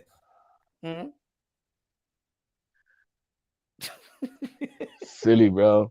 You got to get out of that mentality, guys. Yeah, man. Hi, hello, Mr. Moonshine, the keeper of objectivity in the sport of boxeo. Gracias, mío. Gracias. Hope everything is well. Yeah, man. Come on, C Cool. Man. Explain this, C Cool. How we taking it, man? What were you trying to say then? Because I mean, what you trying to say? What you trying to? We just read it as you said. How many black? I mean, are you trying to act like Perkins, bro? And now trying to take it back? No. I'm just talking about numbers, man. You ain't even talk about the skills and talent. You ain't talk about the jab, power punches, no accolades. You just mentioned race, bro. You know what I'm saying? Never sparred or fought a black fighter. So how dare could he put him on a pound for pound list? How to the people? He's taking it back like Perkins did on ESPN, bro. I wasn't talking about it. I wasn't talking about it. I was just stating the facts. All I want to know. Why Inoue never fought a brother? Everything he's accomplished, he never fought a brother. Until he fought a brother, then I will give him a brother credentials. I will not until he fights a brother. He ain't shit to me, man. That's what it is. That's gonna be a great fight, man. We all just need to support it. And then maybe if whoop Stephen Fulton's ass or he wins a decision, you're gonna be like, yo, that's what they always do it to the brothers and shit like that. You see, they be robbing shit like that. You know what I'm saying? They never give us the better. We gotta work twice as hard. That's what you're gonna say? Stupid argument, man. Nobody was talking about race, bro. Nobody was talking about race, man. Nobody. Only in this community. Always, and never fails. Never. It's gonna be a good fight. It's gonna be a good fight and a great challenge. And if Fulton, stops him, then or beats him, then hey, man, all credit to Fulton beating a pound for pound guy. Kings of the Commonwealth in the building. Kings of the Commonwealth. He's not going to beat him. You all tripping. Nah, I know. He's not gonna beat. I know. See, cool. I know why he's not gonna beat him, right? Because he black. That's why. You know what I'm saying? That's why, right? Right? See, cool. He ain't going. Is not gonna beat Stephen Fulton. Not because of his skill, talent. It's because he black. You know what I'm saying? That's the reason why. Why you think he never sparred? He sparred or fought because he know if he will spar, the black man will do better in him in sparring and will demoralize him into the point where he don't want to be good out there in a real fight. Oh man, shit, man, come on, man, stop with the race baiting, y'all. Stop. He said you being immature, Mr. Moonshine. Come on, stop it. Daniel said black fighters are the hardest styles to deal with. Your life and pride won't allow you to see that. Oh, we got another one. Daniel Jason said, black American fighters are the hardest styles to deal with. Your life and pride won't allow it to see that. Didn't we just seen an African American fighter just got beaten the fuck out of in Australia? By a white boy? Huh? By a white boy? What you just saw this past weekend? Did you see like 16 unanswered power shots? Did you see that? From who? Who got beat up? Who got their brains kicked in? That now people are saying, shit, motherfucker better retire. Huh? Come on, man. Stop with the race shit, man. Everybody get beat. Everybody beats. You know what I'm saying? Win, lose, man. Come on. You got great fighters from all continents and all creeds, man. Didn't Fundora beat Erickson Lubin? Huh? And Jamel Charlo beat Brian Castaño, right? Huh? See? Go back and forth, right? Come on, man. Didn't Kalen Plant beat the knockout of the year was versus Anthony Durrell? Huh? Oh, shit, that shit was difficult, right? Oh, that shit was difficult. Man, that was a bad, hey, yo, my brand, that was a bad comment right after this weekend. Should have kept your mouth shut. Should have never typed that shit.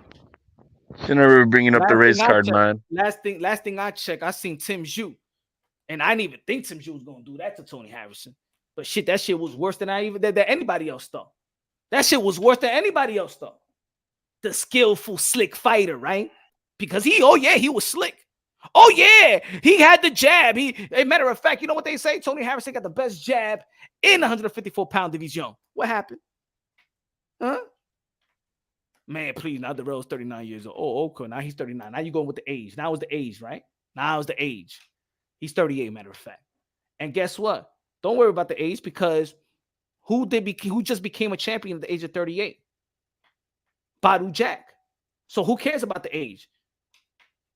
Huh? Badu Jack became a champion at the age of 39 years old. A brother from Sweden.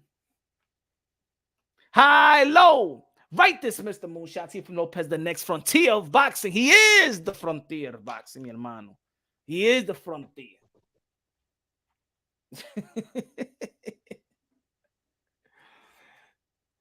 Come on, man. Don't do that, man. Don't do that. Man, I thought we were kind of slowly but surely getting away from all that race shit talk, man. Because but why? What it wasn't even in conversation. You don't even hear the race shit when it comes to Stephen Fulton and Aoyano Uwe. Why are people bringing that shit up just to bring it up? Just to bring it up. You know what I'm saying? That's the world they live in. That's all they think about. That's all they reflect themselves about, and that's the type of shit that it is. And then you know what other coaches be saying, and y'all don't like it when I say it, but let me tell y'all because we in the same culture, same neighborhood. We're in the same culture, same neighborhood. You know what I'm saying? Poverty and everything, poverty-stricken neighborhood. We grow, we have similarities and stuff like that. But do you know why other cultures say the same thing about the African American culture, that they complain. All coaches say that. Complain. Stop enabling that stereotype, bro. You know, and black man, everybody got skills and talent, bro. Everybody got skills and talent. That's the beauty. Look at when the pound for pound list, you see everybody across the world. You see Inoue from Japan. You see Usyk from Ukraine. You see Earl Spence from America. You see Bud Crawford from America. You see Teofimo Lopez, Latino American. Come on, man. You see every kind, bro. You seen every kind. That's the beauty about boxing. Triple G from Kazakhstan. Chocolatito.